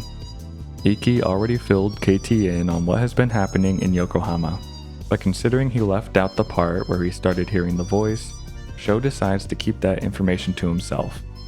KT tells us that 10 years ago, when he was still in his racing prime, Yokohama's fastest legend drove an outrageously tuned Zeta 3000 with a pitch black body a horrific sounding muffler, and an unnatural looking aero kit, the car looked more like a beast than a machine. Diablo Tune. Diablo tuned cars and their drivers have a sickly black aura to them, seemingly possessed by demons. And the Zeta 3000, driven by the fastest legend, was a prime example of one. Every racer that got entranced by the Diablo tune ended up dying in a freak accident, dragged into the abyss by the car they were driving. KT had seen the pictures of Kyoji's Blue 7 being pulled out of the ocean, and he knows for certain that it had been Diablo tuned. With KT saying that whoever is responsible for bringing back Diablo tune has hell to pay, Sho can tell that his disdain for it is personal. Pulling into an outlook over the mountain, KT tells us he built the GT 10 years ago specifically to take on Diablo tune cars after his friend got into an accident against the Diablo Zeta 3000. He tells us that there's a chance a Diablo tuned car is already in the Yokohama Grand Prix, and if we can make it onto the podium, a part of his past can finally be laid to rest. Down by the water, KT gives us some advice for the upcoming race: to hold in our emotions and let them explode on the track, to give everything we got and have no regrets left behind, and when we win, to come back so he can tell us the whole story. He doesn't want us to promise him that we'll win tomorrow because he's sure we've already made one to a girl we care about. But as we reach the other side of speed, it's easy to be whisked away and lured into its darkness. If we start to hear it, we need to remember those we've shared a promise with, because they're the ones we can always count on to have our back.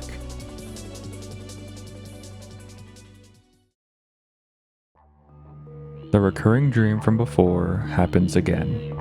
Trapped at the bottom of the ocean, Sho struggles hopelessly to escape as time begins to lose meaning. As he struggles to stay conscious, he catches a glimpse of Iki, unable to catch up with him. Maybe it's just stress. Or perhaps...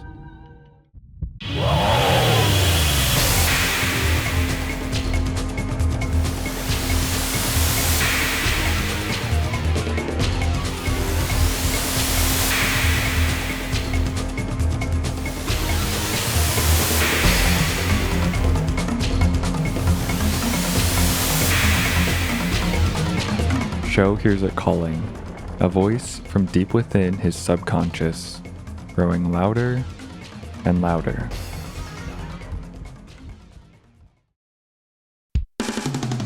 It's now time for the Yokohama Grand Prix Championship round.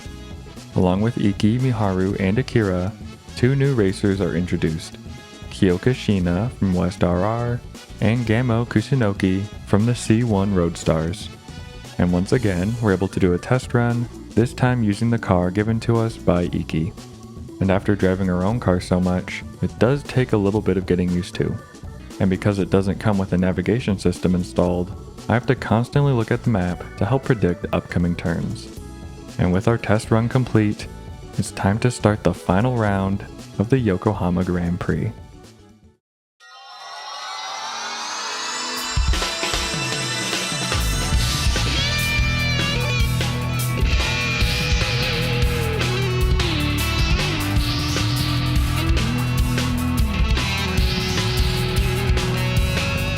With the race being 5 laps long, this is definitely one of the longest races in the game. And while it would have been nice to take on the Grand Prix in our personal car like Iki is, the car given to us is definitely a failsafe by the developers to ensure we have a chance to win. After overtaking Gamo, Kyoka, and Akira in the first few laps, our main competition in the final lap is Iki and Miharu. But with Iki far ahead of us, it's a battle for second. And just like last time, we're neck and neck as we approach the finish line. But this time, we're able to overtake Miharu right at the end to finish in second place for the Yokohama Grand Prix. With the rest of Bay Lagoon Racing celebrating their victory at the club, everyone is wondering where Sho is. Still at the course, Sho laments how quickly the Yokohama Grand Prix ended. With their one goal now over, he doesn't know where they should go next. Unable to grasp what was beyond the checkered flag, Sho thinks maybe he should be content with simply getting faster and the respect that comes with it. But some people disagree. With the voices of Makoto and Kyoji in his mind, they tell Sho that he's capable of so much more, that he needs to go even faster to avoid ending up like them, that he must become the fastest legend. Visions of a burning mound of cars fill his mind, the voice deep inside him calling for the speed that it desires, because without it, it is nothing. At the club, Sho only sees flashes of what is happening, the cries of Yuka and Kenzo, a pain in his fist, his jaw. He doesn't know what is happening to him, yet he feels the tears forming in his eyes, refusing to spill out. Now racing violently down the highway, the voice calls for more speed, claiming it as its domain. In a brief moment of realization, Sho recognizes it as the voice that Kyoji had heard. Hearing it in his own mind, he can feel it starting to consume him. Not knowing whether he's being forced to drive or truly in control, he doesn't stop. At 5 a.m., Sho finds Iki waiting outside Bay Lagoon Tower. With only the two of them there, he challenges us to a race until the sun rises. Racing in the morning light, we round the corner onto the straightaway, and we can only watch as an all too familiar scene plays out before us.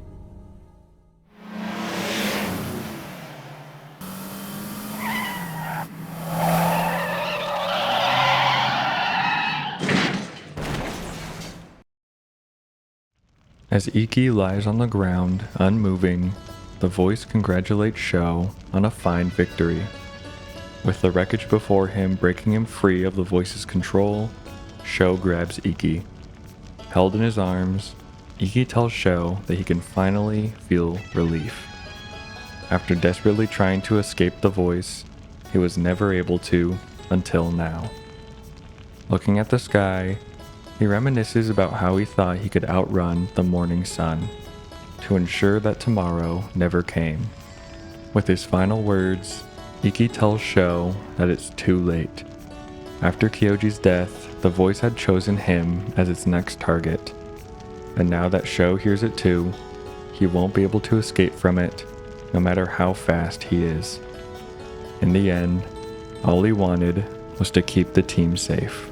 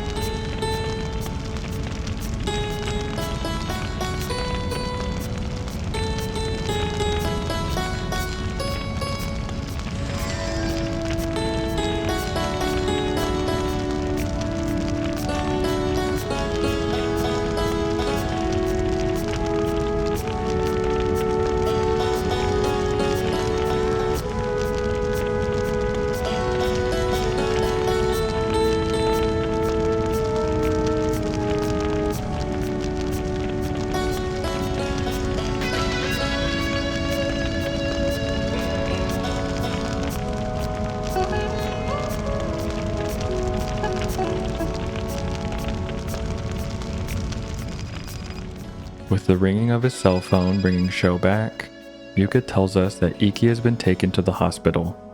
Wondering where we are, she pleads with us to stay. Without a word, Sho hangs up and throws his phone into the ocean. With nothing else to lose, Sho wants to find the longest road he can and drive away forever. But before he can, he sees someone before him. The voice. the voice tells us that it is Yokohama's fastest legend, and that it has been with us since the very beginning. But when we ask why it is with us, and if it truly is the voice, it refuses to answer. As it begins to fade away, it tells us that it killed our friends, but refuses to elaborate how. With our final question unanswered, Sho is met with silence before the voice fades into nothingness.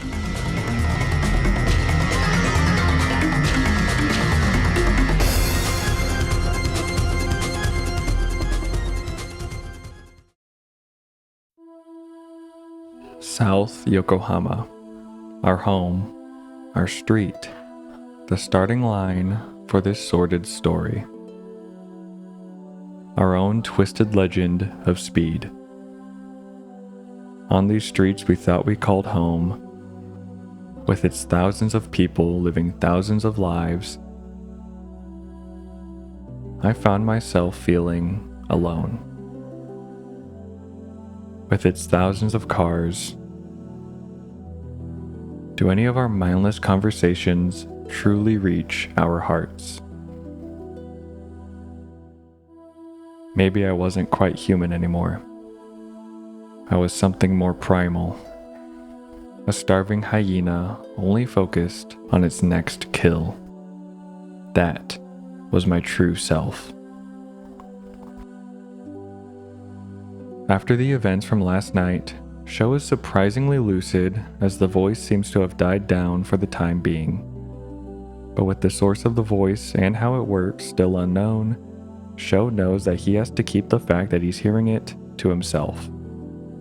And with the only people who seem to know more about the fastest legend being Manabu Oda and KT, returning to Hakone is Sho's only lead for the time being.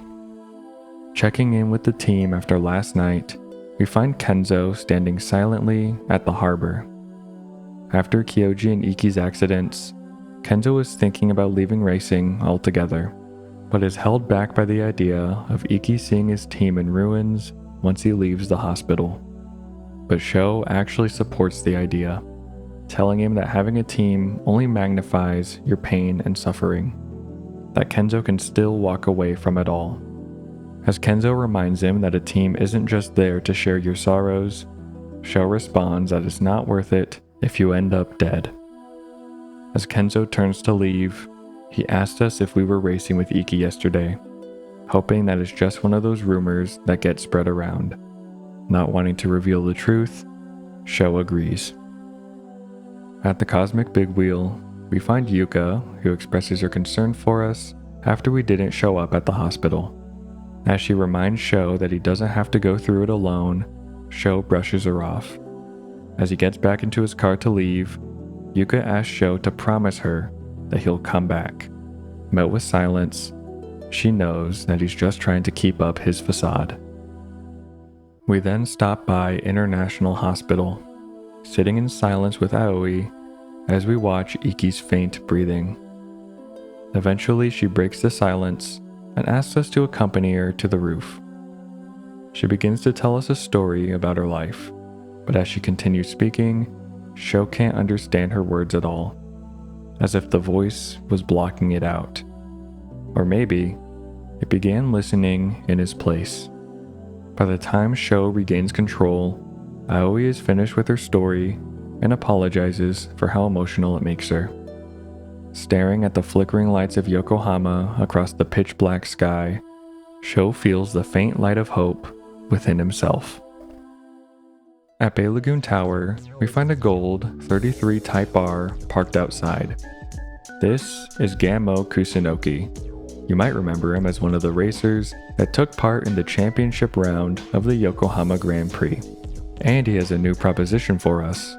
He's putting together a team of the best racers in Japan with the goal of gaining dominance across the region, Kanto's fastest unit. And if we're interested, he tells us to meet him at Daikoku Wharf along the C1 highway. With this new team piquing our interest, we head towards the highway. But before we leave South Yokohama, we take a small detour and go to Honmoku Wharf. When we arrive, Shinsuke tells us we need to have a race with him and that he has some things he needs to tell us. Admitting that he's acted weird in the past, he tells us that his brother has finally gone off the deep end. With the night racers left in ruins, Shinsuke reveals that he even tried to warn Kenzo before Kyoji's accident, though he wasn't able to do anything. And hoping to regain some of his innocence after everything that has happened, he pleads for us to have a CVC race against him. Considering our CVC seems to have slightly less acceleration, the race is pretty close the whole way through. But we're able to cut ahead going into the straightaway and block him from passing us in order to win the race. By giving him a true race after everything he's done, Shinsuke promises to answer any questions we have for him, and we have quite a lot of options available to us. The first thing we ask about is showtime. Shinsuke reveals that showtime is simply Kaisuke's catchphrase, and after Akira lost to Iki and they kidnapped Yuka, their plan went south and they had to hide out at Redringa Warehouse. But while they were there, a group of black limousines arrived, the very same ones we saw while we were exploring the city for the very first time. As they were trying to listen in on what the foreign and middle-aged man were discussing, one of their bodyguards caught them. But instead of putting them in cement shoes, the foreign man actually asked them if they knew Sho from Team Bay Lagoon Racing. And when they said they did, the foreign man asked if the brothers would introduce their friends to him in exchange for money, especially racers who were struggling to meet their full potential. He even mentions how the Get Reward system has some dirty money pumping through it because of people gambling on street races, and I actually really like how this small detail ties in the game's progression system and makes it diegetic to the plot. With our main question answered, the rest of our options mainly confirm info we already figured out, or add some extra context to the story, like how Makoto's accident was caused by the Ishikawa brothers taking him to the warehouse like the men had asked, but Shinsuke promises they didn't know what was going to happen. And the same with Kyoji. All they had to do was drop by and tell him the words, Diablo Tune. We also learned that Tetsuji's father runs the gambling on street races and wanted to expand into South Yokohama, and Shinsuke actually has a friendship with Kenzo due to their shared history racing CVCs. Finally, Shinsuke tells us that Kaisuke has been recruited into the Wan Tech driver program, now drives a Diablo-tuned car, and he plans on using the Kanto's Fastest Unit event to break into the Tokyo market. As we leave, Shinsuke says they didn't understand of what they were doing, but the feeling of being important was intoxicating to them. As Shinsuke drives off into the night, we get a short monologue from Sho, which is uniquely in the future tense. After our race with him, Shinsuke completely disappears, quitting racing altogether and leaving the city. And as Sho looks back on this meeting now that everything is over, this was the first farewell of these last 4 nights. With the night continuing onward, we take the highway to the final unlockable area of the game, the Wangen Highway. And with many of the different teams' leaders arriving for the event, we pull into Daikoku Wharf to meet Kanto's Fastest Unit. With Gammo telling the contestants about his dream to create a powerful army of racers not held back by borders, one of the C1 members tells him that a lot of the contestants haven't arrived. But eventually, Yui, Tetsuji, Nanako, and Kaisuke arrive at the event, all wondering where everyone is. With an awkward sense of obligation, we join the tournament to decide who will be a part of Kanto's Fastest Unit.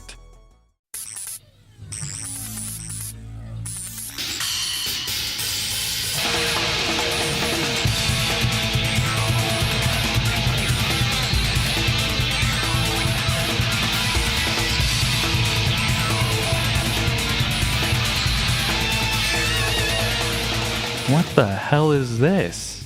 Out of the multiple moments we've been given an impromptu challenge to a new type of race, this is probably the most egregious one. Races at Daikoku Wharf are all about tight corners at low speed, with fast acceleration actively making it difficult to maneuver the course. And considering this whole event is titled Kanto's Fastest Unit, this type of race seems to contradict the entire point of the tournament. And considering we aren't even given a chance to tune our car after learning what type of race it is, we unsurprisingly lose in the first round. With the tournament having an underwhelming outcome, we find Kaisuke talking with Gammo in the parking lot about his new Diablo-tuned car. But with Gammo uninterested, Kaisuke challenges us to a race, though even if we accept his offer, he says he's not going to give us the privilege and leaves. Now that the Kanto's fastest unit event is over, the different team leaders leave and begin roaming the Wangan Highway. And out of all the areas in the game, this one is definitely the simplest. The whole map is divided into just 2 courses, the straightaway and the loop. And there's also the added gimmick that you can only initiate a street race while going over 100 kilometers per hour. This means in order to challenge the team leaders, we have to first flash them with our high beams and then chase them down a second time after they speed up. And the courses we have to race them on are okay. The straightaway is definitely the easier of the two, just a straight line with a shallow turn at the end. And with our car's stats, races here are fairly straightforward. The loop, on the other hand, is full of alternating curves that you need to navigate at high speeds. And while the scenery in this course is really nice, the varying height of the highway and the complicated environment makes the course popping into view much more apparent than in the other areas of the game. After defeating the 3 team leaders, there isn't much else to do on the highway. So as we make our way to Hakone, we stop at Takashima Wharf to find Freddy talking with 2 suited men. But when they offer to have him join the driver program, he refuses. With the 2 men telling him that there will be consequences before leaving, Freddy tells Sho not to worry about them. And while I really do enjoy the fan translation of Racing Lagoon 99% of the time, this red-haired Italian guy talking like Mario does feel a little over the top. Back at South Yokohama, the unofficial race host at the stadium gives us a set of snow tires, and we can then stop by Spencer's test course for a special tournament. Apparently, the prince of the test course is going to be joining an under 200 horsepower championship. When we enter, we see that the prince drives a somewhat familiar CVC, and after beating him, he suspiciously has some parts custom made by Kenzo. Outside of Spencer's test course, the prince arrives to congratulate us on our victory, but with no way for us to deduce his identity, he gives us a unique CA30 engine before leaving. While this was a fun side activity, it does feel a little out of place for this time-limited event to be held during one of the more emotional nights in the story. But with the Kanto's fastest unit event over and the prince defeated, we can now head to Hakone in search of Manabu Oda. As soon as we arrive, 2 racers mention that now that we're here, Yokohama's top 2 racers are now in Hakone, and when we go up Route 1, we find Akira racing against the Drift Dancers. After winning the race despite a couple lag spikes, the Drift Dancers leave us alone, and Akira asks us to go for a drive. With Akira battling Iki for the title of Yokohama's fastest legend, he's never slowed down enough to notice those not in the number 1 spot. But now that Iki is in the hospital, Sho asks if he's worthy to be Akira's rival, but he says he's just happy that they get to race together. Now at the top of the mountain, Akira tells us that he has also been looking into what happened to Makoto and Iki, and while he wasn't able to get any info out of Kaisuke, he knows that the Diablo Tune Shop has been brought back to life. With everything going down in Yokohama, he warns us that all hell is about to break loose. But with Sho searching for the truth himself, Akira promises that he'll protect Yokohama and Bay Lagoon Racing while we're away. With Sho agreeing to his plan, Akira confirms that the 2 of them are now closer than friends. They're rivals. Before going their separate ways, Sho asks Akira if he ever hears a voice while racing. And while he acknowledges that both Iki and Makoto had mentioned hearing a voice before, he thinks that since drivers spend a lot of time in their own head, it's probably easy to start talking to yourself. And thankfully, Akira admits that he doesn't do a lot of thinking while on the road. With the 2 racers parting ways, we stop by Tune Shop Windy to meet up with KT.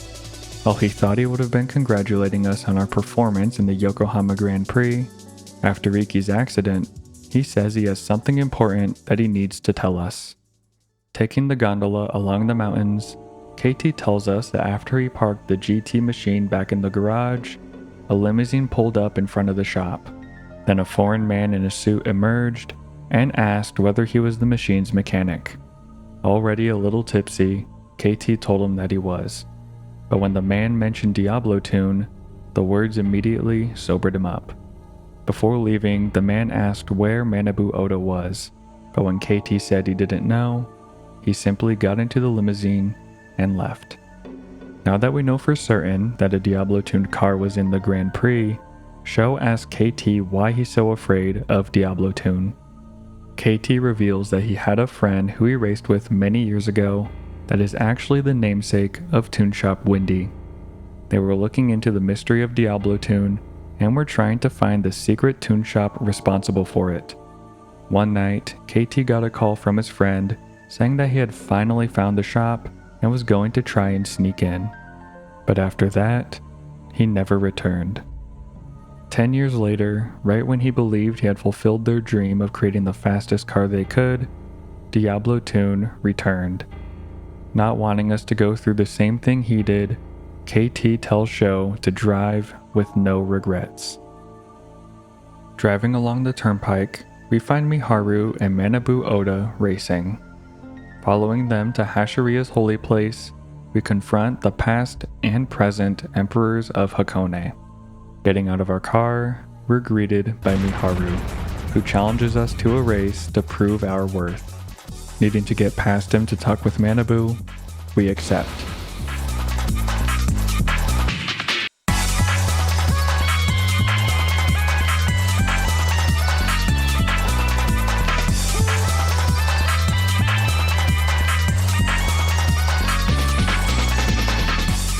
Fulfilling his challenge, Miharu tells us that he finally understands what Iki said about never racing alone.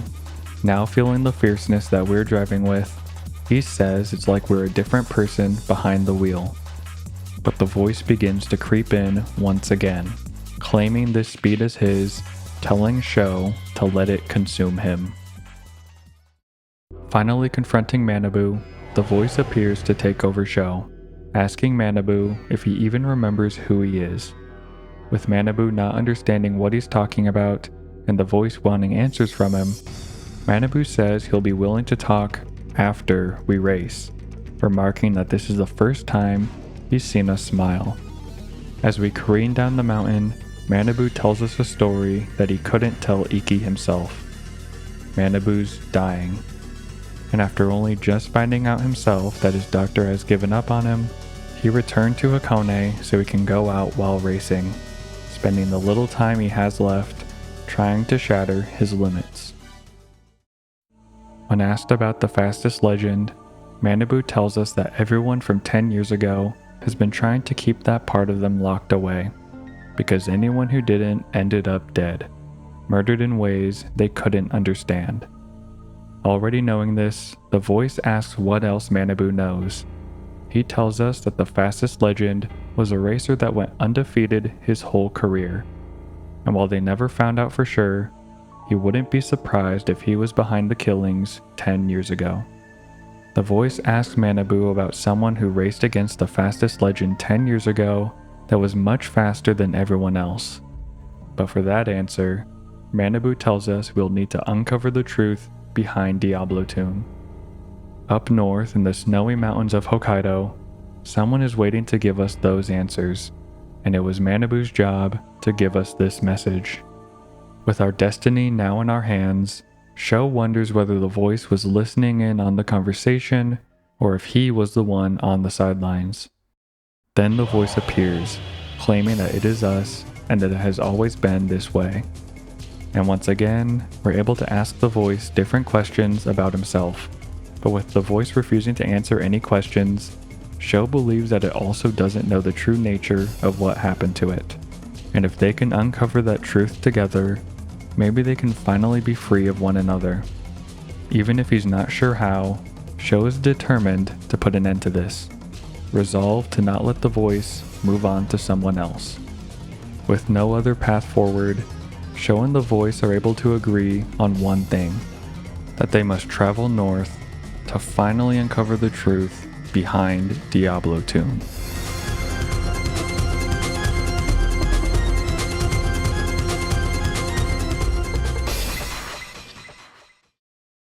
After our meeting with Manabu, the voice seems to have receded for the time being, with Sho thinking about the terrible feeling of being forced into the back of his own mind. Before we begin our trip to Hokkaido, following the hastily drawn map given to us by Manabu, Sho decides to keep his plan a secret so none of his friends get involved.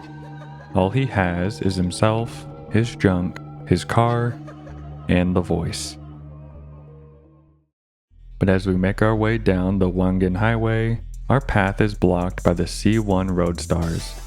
Entering onto the highway loop, Gammo blames us for ruining the reputation of Kanto's fastest unit earlier tonight. Claiming that it's almost showtime, we're forced into a race against him. After easily defeating him and stealing his unique Kamikaze Turbo, we confront Gammo. He reveals that his goal in keeping us here is to defeat us, prove he's worthy of joining Driver, and get his very own Diablo-tuned car. But immediately after, a man arrives and tells him that he'll live longer if he curbs his curiosity. This is Choji Todoroki, former leader of the C1 Roadstars. Coming out of retirement only for tonight, he tells us that we remind him of the legend from 10 years ago. The famous Tama River corner stunt that Yokohama's fastest legend is known for actually happened during a race against him, and our same reckless driving style reminds him of the legend. He tells us that the legend drove like he didn't have an ounce of fear in his blood, and even after several major accidents, he would always come back for more. But you can't tempt fate forever. 1 week after their race, Yokohama's fastest legend died in an accident. A race along the Yokohama Highway went wrong, ending in a massive pileup that killed the fastest legend and several other racers with him. As the fastest racer on the Wangan Highway, Choji joined in the race, but even he was barely able to keep up with their last place racers. And as he arrived on the scene, the last thing he could remember was getting knocked unconscious by a steel pipe. With the crimson moon shining in the night sky, this crash was dubbed the end of the War of Yokohama. That night, their street racing lives ended, and the memory of Yokohama's fastest legend was born. Choji then challenges us to a race, and if we start to remember things during it, he wants us to reconsider the path we're on. Accepting his challenge, Sho warns that win or lose, nothing is going to stop him. Flying through the highway loop, Choji laments his inability to save his friends from the fastest legend 10 years ago. Unable to sit back any longer, he urges Sho to forge his own path, unburdened by old memories. In the darkness of midnight, Sho begins his journey north. With the voice inside him quiet after learning of its own death, Sho is in the driver's seat. What started as a hobby to pass the time, he used to tremble at the thought of hitting the accelerator. But now, that fear is gone.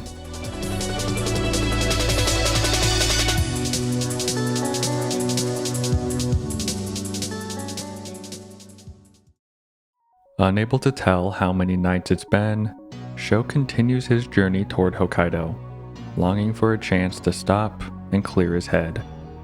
But after stopping at a roadside motel, Sho has another recurring dream.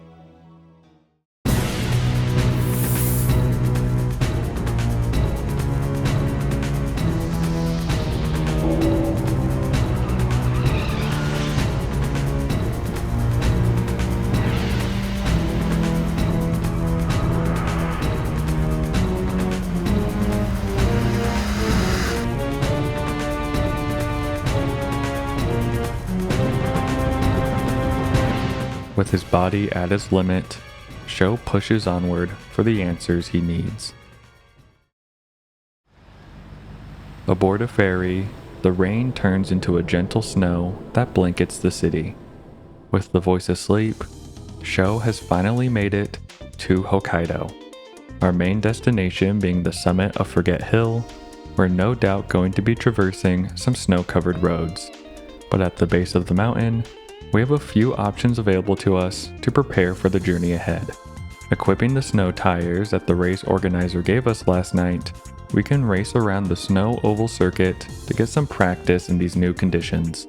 While racing on snow obviously makes your car slide quite a bit during turns, the shallow corners are still pretty easy to navigate. So after immediately swapping our snow tires for the ones our opponent had, we can begin our ascent up Forget Hill.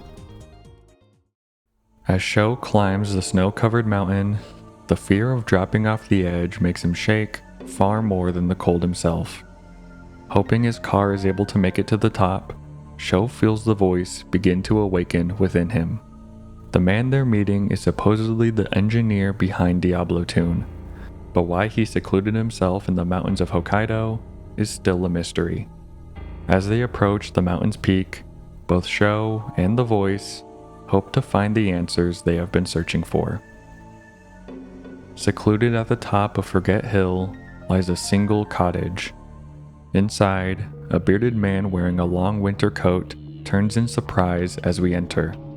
The voice taking over, it tells the man that it remembers him, remembers how he shed tears as they locked it away. But before their conversation can continue, the sound of Diablo-tuned engines fill the quiet mountaintop. We were followed. The man quickly gives Sho a floppy disk, telling us that we may have finished a long journey, but we're about to start another. After the man tells us he has been waiting 10 years for us to come back and be healed of what they did to us, the voice disregards what he's saying, its only desire being to kill the man in front of them. Ignoring the threats, the man tells us we have to hurry, shoving the disc into our hands as we get into our cars to escape. With the voice no longer able to speak, it concedes that the man will get what is coming to him eventually. As multiple Diablo-tuned cars follow behind us, our only chance of escape is to race down the snowy mountain as fast as possible. With the road much windier than before, we skid along the poorly maintained road, barely avoiding sliding off the edge into the darkness below. But just as we're about to escape, Sho sees a flash of white. Unable to move, the freezing cold is starting to get to Sho. We hit a snowdrift, and as Sho lies in the snow, barely clinging on to consciousness, he feels a strange sense of nostalgia. Refusing to let everything end here, Sho forces himself to get up, and as Sho looks above him, he finds the mysterious man standing on the ledge above.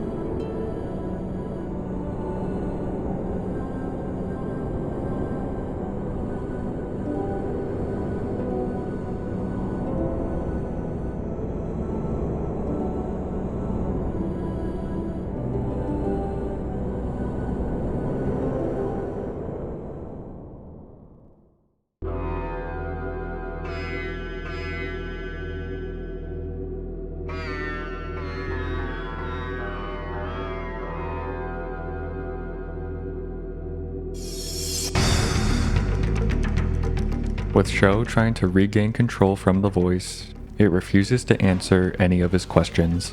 As it fades back into the darkness it came from, Sho finds himself alone again. As Sho begins the journey back to Yokohama, all he can think about is how little he still understands. The bearded man, the people following him, the floppy disk. It still makes no sense. And then, something unexpected happens. While he's driving down the highway, a mysterious voice comes through Sho's radio.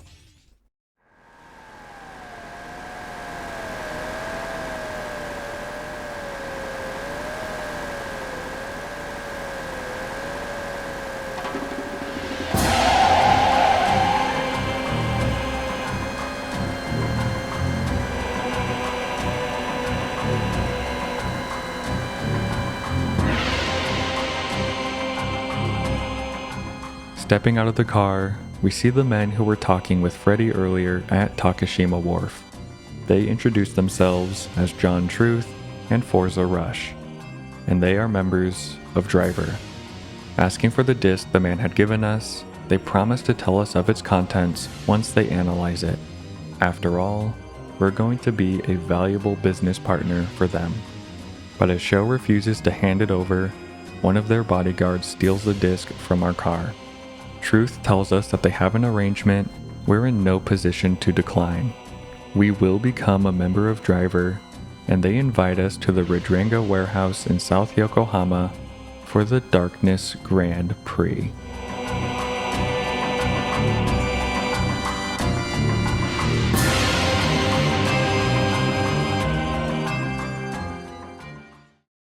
With the night starting us on the Wangen Highway, the first thing we see are some cars racing around with red arrows above them. These are members of the elusive Team 595, and after we defeat each of them in a race, we can steal some unique parts and see a short cutscene about who they are, including the retiring racer Kozo, the former F1 racer Genzo, and the mysterious White Tiger. Back in South Yokohama, Bay Lagoon Wharf is eerily quiet, with Kenzo and Yuka nowhere to be seen. During the few weeks Sho had been gone, it seems all life in the harbor has disappeared. Even Johnny's has changed. The usually vibrant crowd of racers that once filled the booths have been replaced with people glaring at each other, starving for their next race.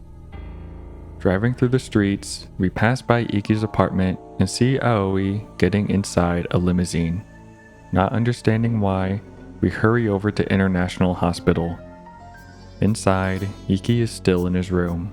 His condition not improving, his racing jacket hangs on the wall beside him. Just then, a nurse stops us, begging Sho to stop coming in and to leave him alone. With people from Driver constantly barging in, all she asks is for the racing to stop. Unable to say anything to her, Sho leaves Iki in silence.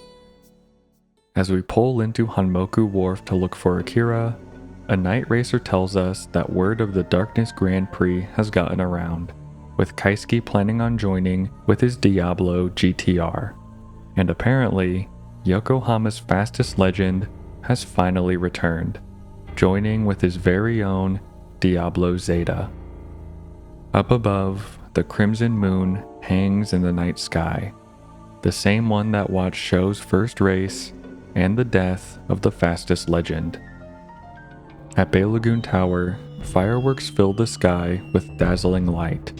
Sponsored by Wantec, the whole city is watching, but Sho knows what it truly means. The Darkness Grand Prix is starting, and it's waiting for him. As we pull onto Warehouse Street, we meet Heidel Schneider, champion of the European race circuit and head of Wantec's D Project. Wanting to avoid unnecessary conflict, Schneider tells us that racing allows us to relate on a level much deeper than words are able to convey, and the Darkness Grand Prix won't start until he is satisfied with our results, adding in that our friends will be guests at tonight's showtime. With no other option, we accept Schneider's challenge, beginning a race against him, Truth, and Rush on Spencer's test course. And using our experience on the course to our advantage, we stay ahead of the Driver members and earn our spot in the Darkness Grand Prix.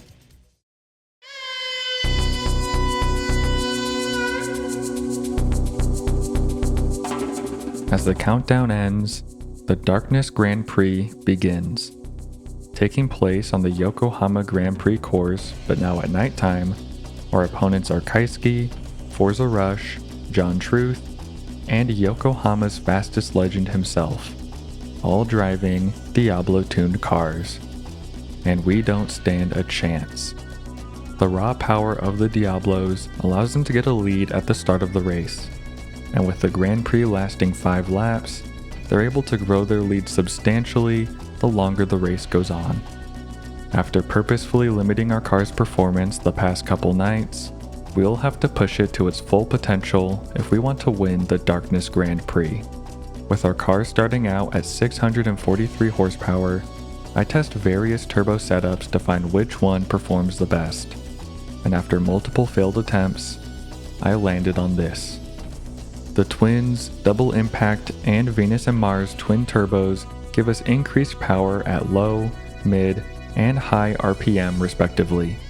Combine that with the low comp -1 piston for improved turbo performance, the Flywheel Sports and Autobahn ECU to increase engine responsiveness and mid to high range power, and KT's medium-high cam -2 for better intake and exhaust efficiency. This gives us a massive 939 horsepower and 113 kilograms of torque, with our car only being 826 kilograms in total thanks to our Type Euro chassis, manual transmission, and the -30 and 40 kilogram B diets installed on our body. So with our 86 Lev finally at its full potential, it's time to get back in the driver's seat and win the Darkness Grand Prix.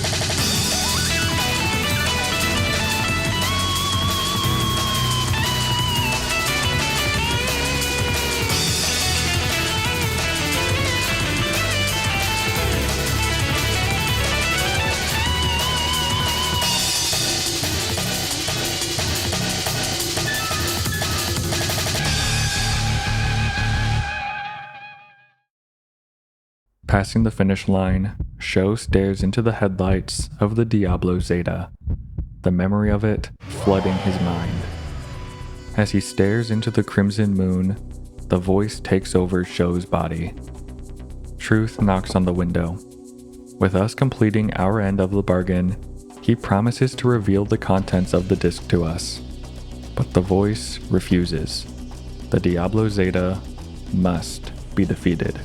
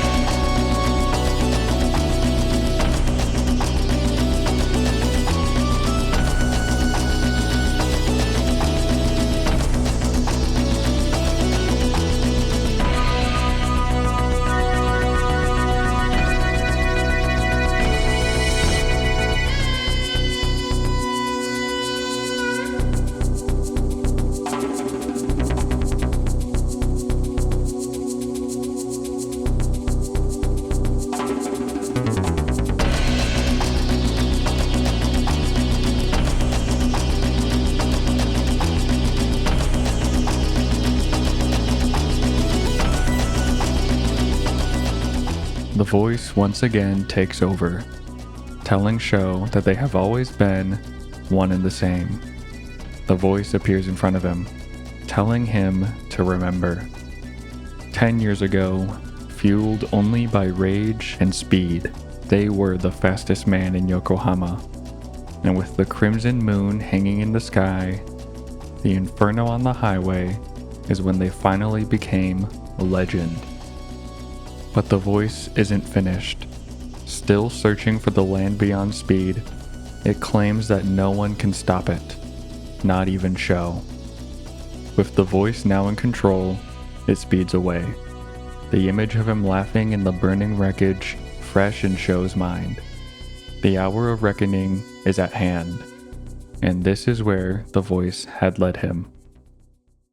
Slowly regaining consciousness, Sho feels his sweat dripping onto the cold, dark floor as the roar of engines approach. As they enter the abandoned warehouse, Sho finds Kaisuke and Gammo looking down at him, and they welcome him to the fabled Diablo tune shop. As Sho refuses to believe it, Kaisuke slams a metal pipe on the ground to shut him up. They claim that it's time Sho is finally erased, that he no longer has the right to exist in this world.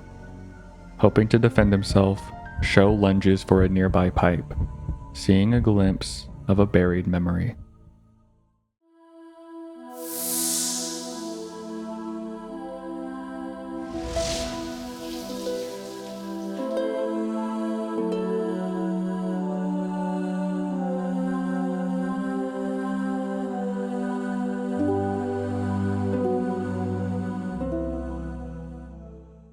Lying on the ground, the steel pipe in his hand feels familiar, remembering the voice laughing maniacally amidst the burning wreckage 10 years ago. As more cars approach, light floods into the warehouse. Truth and Rush arrive, and unable to resist, a white cloth is pressed against Sho's face, slipping him back into unconsciousness.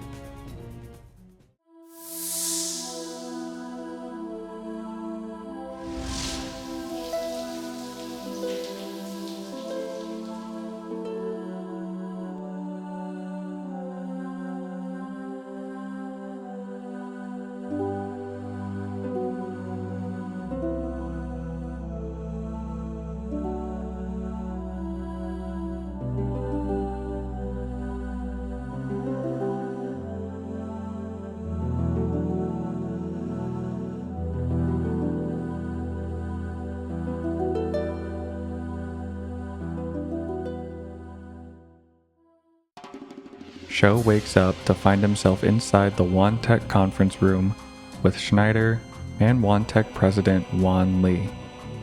Schneider reveals that manufacturing performance car parts is only one part of Wantech's business.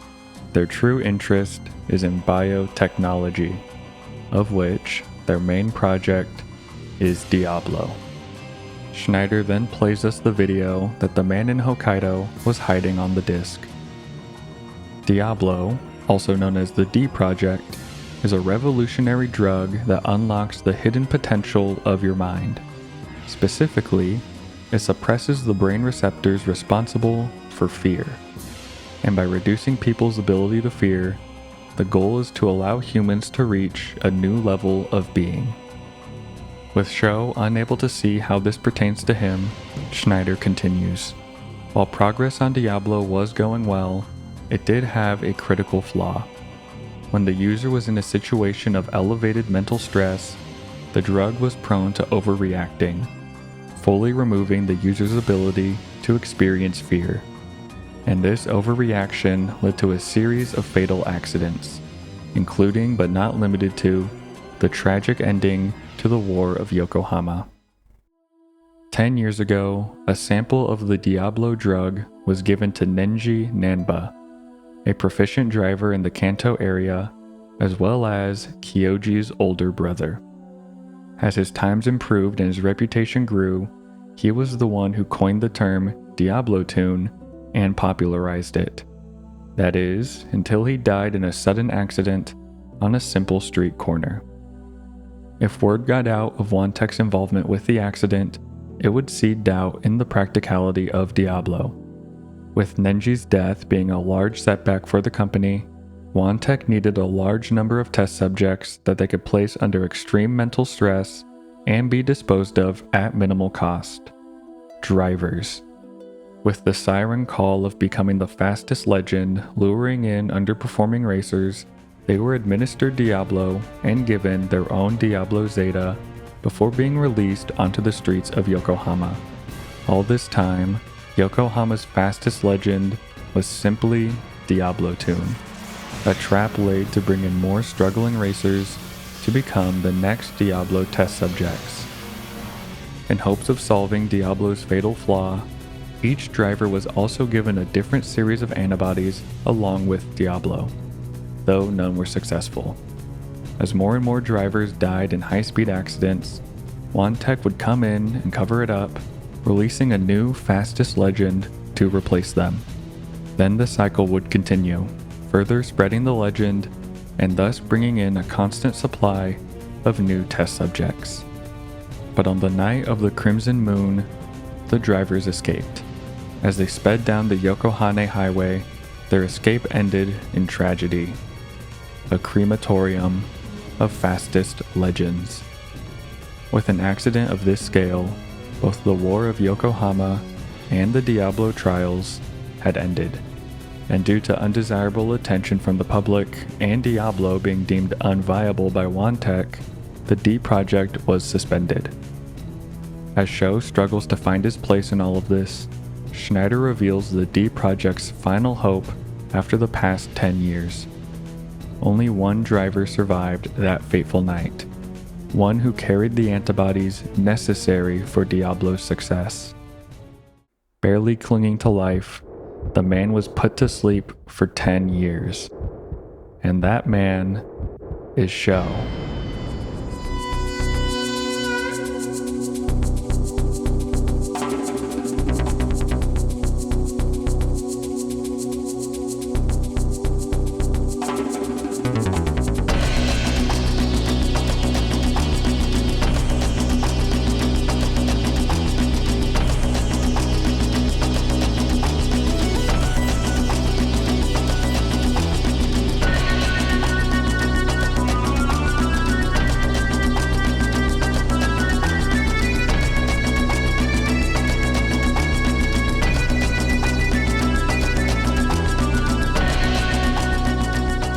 Running out of the building as fast as he can, Sho can't even process what he heard. The only thing he can feel being a deep red anger as his heartbeat fills his ears. The voice screams inside him, trying to take control. Struggling to grasp the situation, he pleads with the voice for answers. Unable to understand the truth either, the voice leaves that part to Sho. It just wanted to destroy them, destroy everything. Consumed with hatred, the voice says it won't let Sho betray it.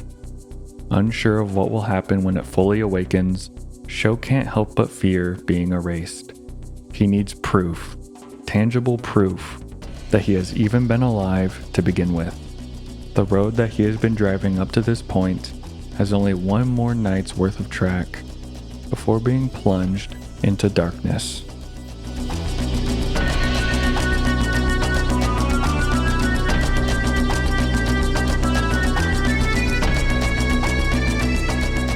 Outside the Wantech building, we find Kenzo, beaten and bruised. He tells us that everyone has been kidnapped by Wantech thugs and taken to Bay Lagoon Tower for a new experiment. But they refused to take Kenzo, which allowed him to escape and tow our car to us before passing out. Using Kenzo's phone, Sho calls an ambulance and gets him taken to International Hospital. With no other option, Sho will have to storm Bay Lagoon Tower alone. Starting outside the Wantech building, tonight is our final chance to explore the different maps, complete the unofficial races, and hunt for new parts before the finale. In South Yokohama, we stop by the Cosmic Big Wheel, and Sho reminisces about his relationship with Yuka, finally admitting to himself that he kept pushing her away. Afraid that the good times would end, he would make sure that they never started. Remembering her words, Sho promises to swallow his pride and speak honestly with her once everything is over. At the ancient bay, Sho sees the voice standing before him. Then, Bay Lagoon itself changes. With an uncharacteristic gentleness, the voice tells Sho that it has always been here. Time can flow backwards. Reality can be transcended. Believe, and it can be done. Memories are the only evidence we have that we ever existed. Don't let them lie to you. I'll be waiting. I believed nothing was impossible. I knew I could be somebody, so I put it all on the line. I told myself I'd rise up with that island as it rose up from the sea. All my dreams were on that island. Back then, no one could beat me. I raced until I got sick of it, and then I raced some more. I kept racing until they called me the fastest there ever was. I was a true believer. I was obsessed. It felt like I'd never run out of asphalt. As Sho looks out at the neon lights of Yokohama, the voice gives Sho one final message. Keep racing until they call you the fastest there ever was. And Sho realizes that he is now Yokohama's fastest. With our friends held in Bay Lagoon Tower, Sho is their last hope. With only himself and his 86 Lev, we drive toward Bay Lagoon Tower. Pulling into Bay Lagoon Wharf, we find Nanako waiting for us with multiple WANTech employees. She admits that she has actually been involved with them for a while. With her team disbanding due to money troubles, she introduced herself as an unofficial race organizer when she met Truth at the Yokohama Grand Prix after-party. Truth wanted to pay her in exchange for urging us to join unofficial races until we finally reached the rank of Yokohama's fastest. And as our name spread throughout the city, street racers from across Yokohama were kicked into a frenzy to keep up. As we reach new levels of speed, our memories will start to return, with WANTech wanting us to return to our old self.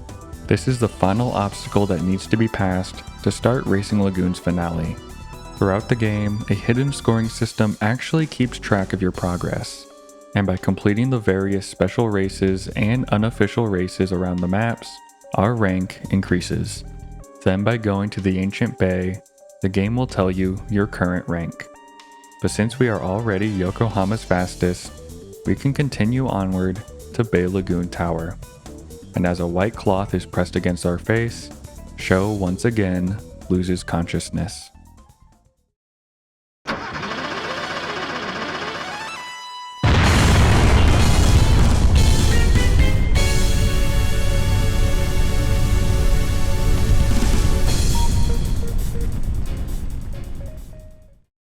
Hearing the hum of an engine, Sho wakes up in the trunk of a limousine. Feeling the car's slope, he can tell they're going underground before losing consciousness again. In his dream, Sho finds himself underwater, the only sound he can hear being his heartbeat before returning to darkness.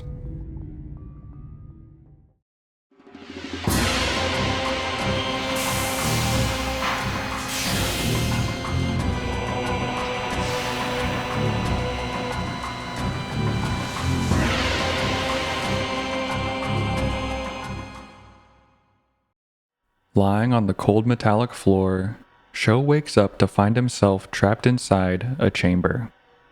Schneider's voice plays over the intercom, revealing that he and the WANTech president are standing behind a one-way mirror, and what Sho just witnessed was his birth. He was kept in a cryogenic state known as D-sleep, preserving his body in a state of biological inactivity. And the man we saw in the video is the true owner of our body. As Sho refuses to believe it, Schneider continues, "We are Sho Akasaki, but that identity is manufactured, a pseudo-consciousness implanted within the upper levels of that man's psyche, one that will eventually be reabsorbed into his body." 10 years ago, D-sleep put the man into a state of deep hypnosis, allowing them to implant false memories into his mind. On a side note, this is actually the name creation screen from the very beginning of the game, and for close observers, if you go back and start a new save file, you can actually see WANTech's name right as the cutscene ends. Back to the reveal, Schneider tells us that the man was a driver and had the correct combination of antibodies that Diablo needed to succeed. And with the project's final hope about to die, they needed to put him under D-sleep in order to preserve him.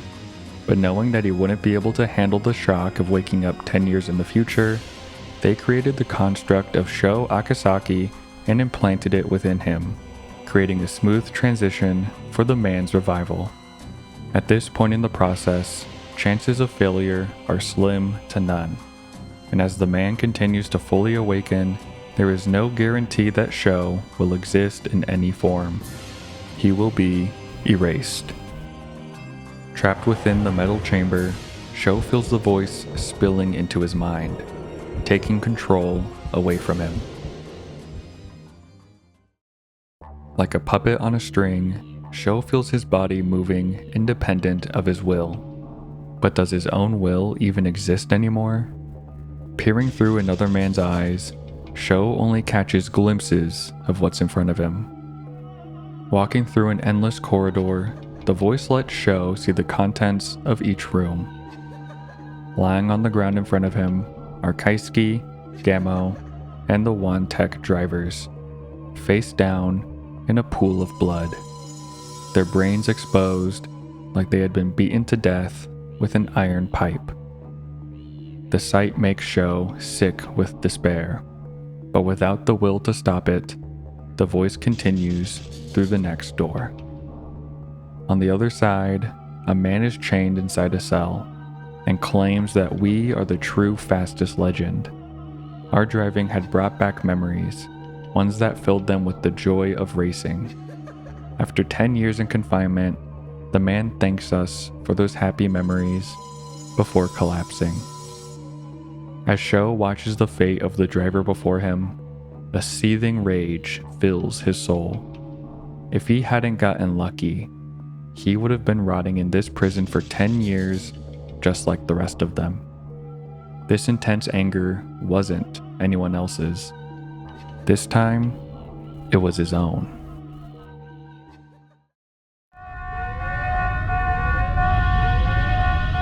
As warning sirens blare throughout the facility, Sho finds himself being woken up by Akira and Yuka. Although he has no memory of what happened, Akira tells Sho that he had saved them. With no time to waste, Akira tells us what's going on. We're inside Lagoon Tower's underground parking lot where our cars had been taken after we were kidnapped. And with the self-destruct system activated, we have only 3 minutes to escape.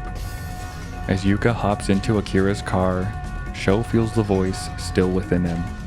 The Babylonian Tower of Legend was about to collapse. And if they want to survive, they'll have to drive like hell. With the walls of the parking garage falling apart, we have 1 minute to escape each floor. And with sharp turns and no navigation system, we have to do our best to follow Akira as we search for a way out. Thankfully, despite the turbos we have equipped, our manual transmission allows us to limit our speed to make maneuverability a little easier. Continuing our escape, Sho doesn't understand why the voice has relinquished control of him, and that they still don't know where Iki is. In the back of his mind, the voice admits that it needs our help. We're fast, and it's sure that we would like to witness its final moments. As Sho begins to fall behind Akira and Yuka, he tells them that he needs to take care of something.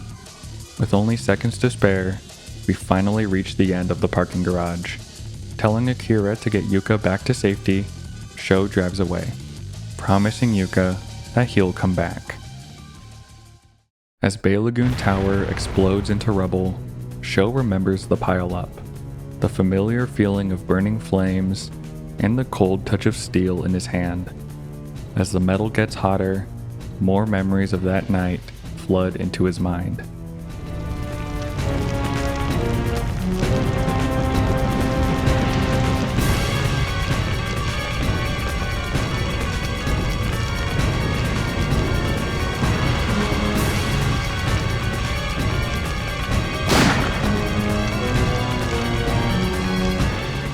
Before Sho can kill the Tech president, Schneider shoots him himself, claiming that Tech isn't worthy of being the stewards of Diablo. Planning to return to Europe with Diablo, Schneider wonders whether he's even talking to Sho or the man he was. Not caring either way, Schneider offers to play a game with us. He tells us that after analyzing the protected sectors of the disk, he finally revealed the true records of our past. An unknown street racer of no value to the D Project. The man in Hokkaido was Satoru Kawashima, chief researcher on the D Project and the one who put us into D-Sleep. And in his final moments, he begged for us to be freed. On the night of the accident, he knew we weren't one of the Diablo subjects. And after all the terror brought on by Diablo, saving us was his way of making amends. Sho was simply a passing motorist who doesn't even possess the Diablo antibodies. After all the precautions they went through to preserve us, we're nothing to them. Just trash in the wrong place at the wrong time. Schneider tells us that Diablo removes fear from the user, and as they start to hear a voice that hijacks their emotions, they start to crave that fear that has been taken from them. He knows that it will change the world, and his clients are willing to pay top dollar for it. The promise of a glorious future in the palm of his hand. As Sho remembers his own dream, the one that all street racers staked their life on, the voice tells him that they are the ones who defiled it. 10 years ago and today. Sho tells Schneider that he'll accept his race, not because he has to, but because he wants to.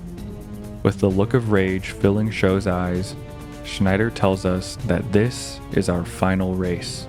We shall race to the very edge of Bay Lagoon, and one of us won't make it out alive.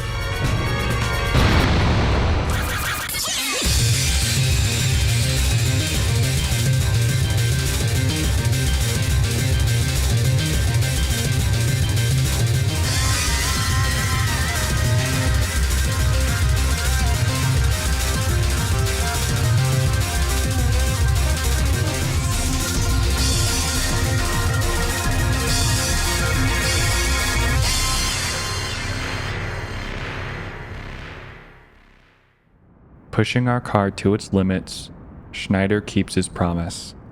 With a deranged smile spread across his face, he plummets into the ocean below. With the Diablo project finally destroyed, the voice takes over Sho once again. The world wasn't saved just because Schneider was no longer in it. After everything, they were still filled with a profound sadness. In front of him, Iki's distorted RS-2000 sits in silence, and Aoi steps out of the driver's seat.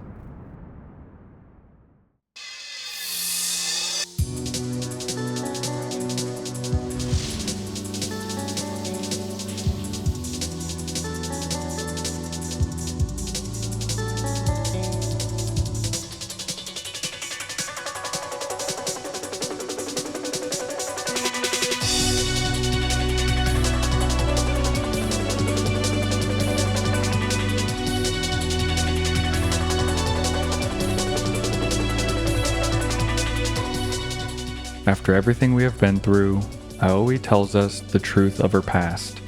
And with how many times the truth has been revealed to us from different people, it's time to finally tell you the full history of the Diablo project and the truth behind Yokohama's fastest legend. Wantec was originally founded by Aoi's father, though it was just a simple repair shop before it grew into a national conglomerate. With her father always busy with work, she was excited to finally go on a family road trip together.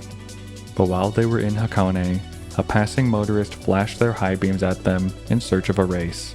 With the flashing lights blinding her father, they got into an accident. With both of their parents dead, Aoi and her brother Satoru were left orphaned and the heirs of Wantec. With a newfound hatred for street racers, the siblings used company resources to get their revenge. The Diablo project. While Satoru was the head researcher and developer of the drug, Aoi would lure street racers to join the program, taking them to a luxury penthouse in Yokohama. She admits that she was a coward back then, using the delusional fantasy of street racers causing her misery to continue with their revenge. And one of the racers she met was becoming a legend. Using an ordinary black Zeta, he was able to outspeed even the fastest Diablo Zetas let loose upon the city. With all of the stories of Yokohama's fastest legend spread by the Diablo Project, he was the real deal.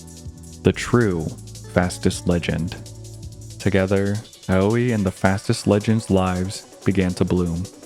But when offered Diablo, he refused. Finally, Aoi revealed the truth of her past, and in a fit of anger, he stormed out of the penthouse, promising that he would one day return to her. With a crimson moon hanging in the sky, the fastest legend parked along the Yokohama highway. With a steel pipe in hand, he waited for the Diablo Zeta to arrive. But what he found wasn't the Diablo Zeta, but a legion of them. As the bestial cry of their engines filled the air, the lead car hit the divider. And as they spun out one by one, he found himself surrounded by a vicious inferno. Consumed with rage, he began to attack the Diablo Zetas and their drivers. As the anger overwhelmed him, he couldn't stop himself. To protect the sanctity of racing, to stop the curse from spreading, he didn't stop until all of the drivers had died. After finally collapsing from the ordeal, Wantek arrived. On the scene, Satoru found the fastest legend among the rubble. Filled with regret for all of the destruction and death brought on by the Diablo Project, he lied to Wantek, claiming that he was actually one of the drivers who had escaped. Believing that he carried the necessary antibodies for Diablo to properly function, Wantek put the fastest legend into D-Sleep, where the events of that night and the rage he felt became etched into his soul. Over the next 10 years, the temporary construct of Sho Akasaki was implanted in the fastest legend's mind to help smooth his reawakening once the Diablo Project was ready to resurface.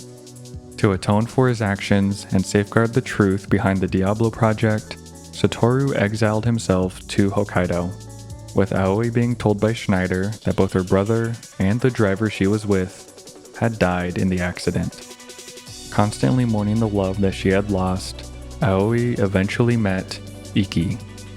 Reminding her of the street racer she fell in love with, her hatred for street racers was finally cast aside. Eventually, Iki showed her a photo of Bay Lagoon racing, and when she saw her former lover, now going by Sho Akasaki, she tried to expose Schneider for everything he had done, but was unable to do anything. And that brings us to the present. While the usage of Diablo leads to a voice that consumes people's minds, the voice that Sho hears was never the same. It was simply the true owner of his body, the true fastest legend who had been hidden within Sho this whole time. With his entire world pulled out from under him, Sho can't help but feel that his life had been stolen from him. Aoi reminds him his time belongs to him now, and his life is his own to shape. He just has to live in the present. Wondering if the voice is still within him, Sho admits that there isn't another presence. Their relationship is something he can't explain, and he'll just have to live without quite knowing what they are. Sho reminisces about the dream of every street racer, to find someone faster than you, to build connections along the winding roads and blaze your own path. The excitement of hitting the gas pedal for the first time, a feeling that was with him 10 years ago and still is today. The man in his dreams isn't him, and it never was. As the distorted cry of Iki's car roars to life, Sho can tell he's fighting to cleanse himself of the Diablo. If racing is what it takes to save him, then he'll do it. But right after we pass the starting line, Iki suddenly stops. With his car sitting motionless, Iki falls out of the car. Telling Iki that Yokohama's fastest legend can't end like this, Iki says that the legend he was searching for was Sho. He's the true legend, and one day, he'll race him again.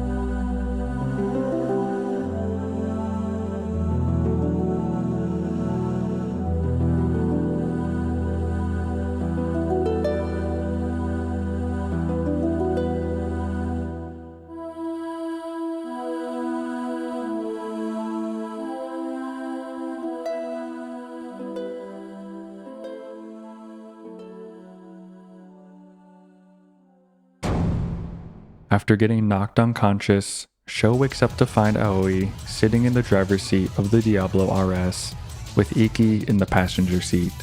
Iki must have known that Aoi was giving him Diablo, and as a twisted way to prove her love, she's planning one final act of destruction. As Aoi drives toward the edge of the pier, we have to stop her.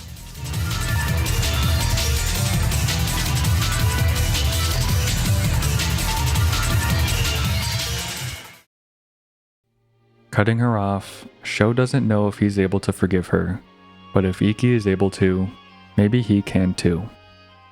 As the sun rises over Yokohama, Aoi and Iki embrace each other. And with that, we have finally reached the end of Racing Lagoon. As the credits roll, we see a nice epilogue showing the different characters we've met along the way. Sho and Yuka, Miharu and Manabu, Akira, now a member of Bay Lagoon Racing, and Iki recovering in the hospital with Aoi.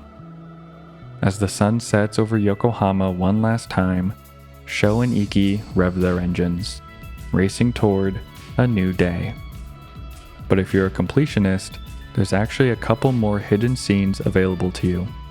If you made sure to complete all 75 unofficial races in the game, we see Kenzo recovered from his injuries waiting at No Name Park, saying he has finally grown up, focusing on what's important to him rather than appearances. And if you achieve the max rank in the game, Gale a Moment, you unlock a special race against the true fastest legend. Separating itself from Sho, the two of them race along the Wangan Highway. No winning or losing, just one final race before saying goodbye. Racing Lagoon is a game that genuinely surprised me. When I first started searching for something new to cover on this channel, a street racing RPG for the PlayStation immediately stood out as something unique. And after playing through it all, it definitely surpassed those expectations. Not as a racing game with RPG elements tacked on, but an RPG that chose racing as its medium. But after 26 years since its release, and 4 years since its unofficial journey to the West, is Racing Lagoon still worth playing? While the story does get a little convoluted at times, especially near the ending, Racing Lagoon does a fantastic job of characterizing the different teams, building up Yokohama's fastest legend, introducing concepts like the voice and Diablo tune, and then weaving them all together in the finale.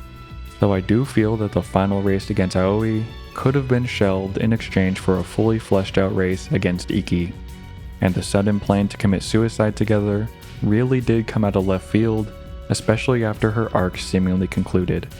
But aside from the story's stumble at the finish line, the emotional trajectory of Sho and Iki's journey remains intact.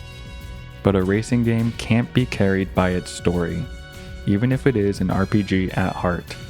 Thankfully though, the gameplay of Racing Lagoon is just as strong. While the beginning of the game has a steep learning curve, slowly upgrading your car to finally beat once untouchable opponents does feel incredibly rewarding. And while the game's focus on customization does lead to power creep, especially in the mid-game, the final stretch does a good job raising the difficulty for a solid challenge after you've mastered the game's controls. And in terms of side content, Racing Lagoon is densely packed. Not counting the dozens of parts to hunt for, the unique events and unofficial races reward players who simply want to explore. And with how good the music and general vibe of the entire game is, some of the most memorable moments come from driving through Yokohama in search of new events I hadn't seen yet. From what I experienced in my playthrough, the notable critiques for Racing Lagoon boiled down to the hardware it was developed for. Being released for the PlayStation 9 months before the PlayStation 2 released, I can only imagine what the developers would have been able to accomplish with the next console generation. It's fun to wonder what Racing Lagoon would have been like, with courses being connected in a semi-open world, no loading screens before every encounter, and complex racetracks that don't pop in while you're driving. And while I enjoy the imagery of the cutscenes, it's hard to deny that the character animations have aged quite poorly over the years. But at the end of the day, we can't speculate what a game could have been, only what it is.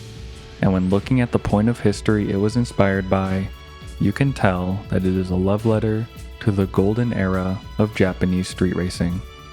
So if you're looking for a jazz-filled, heavily customizable street racing RPG with just the right amount of existential crisis, then Racing Lagoon is definitely still worth playing.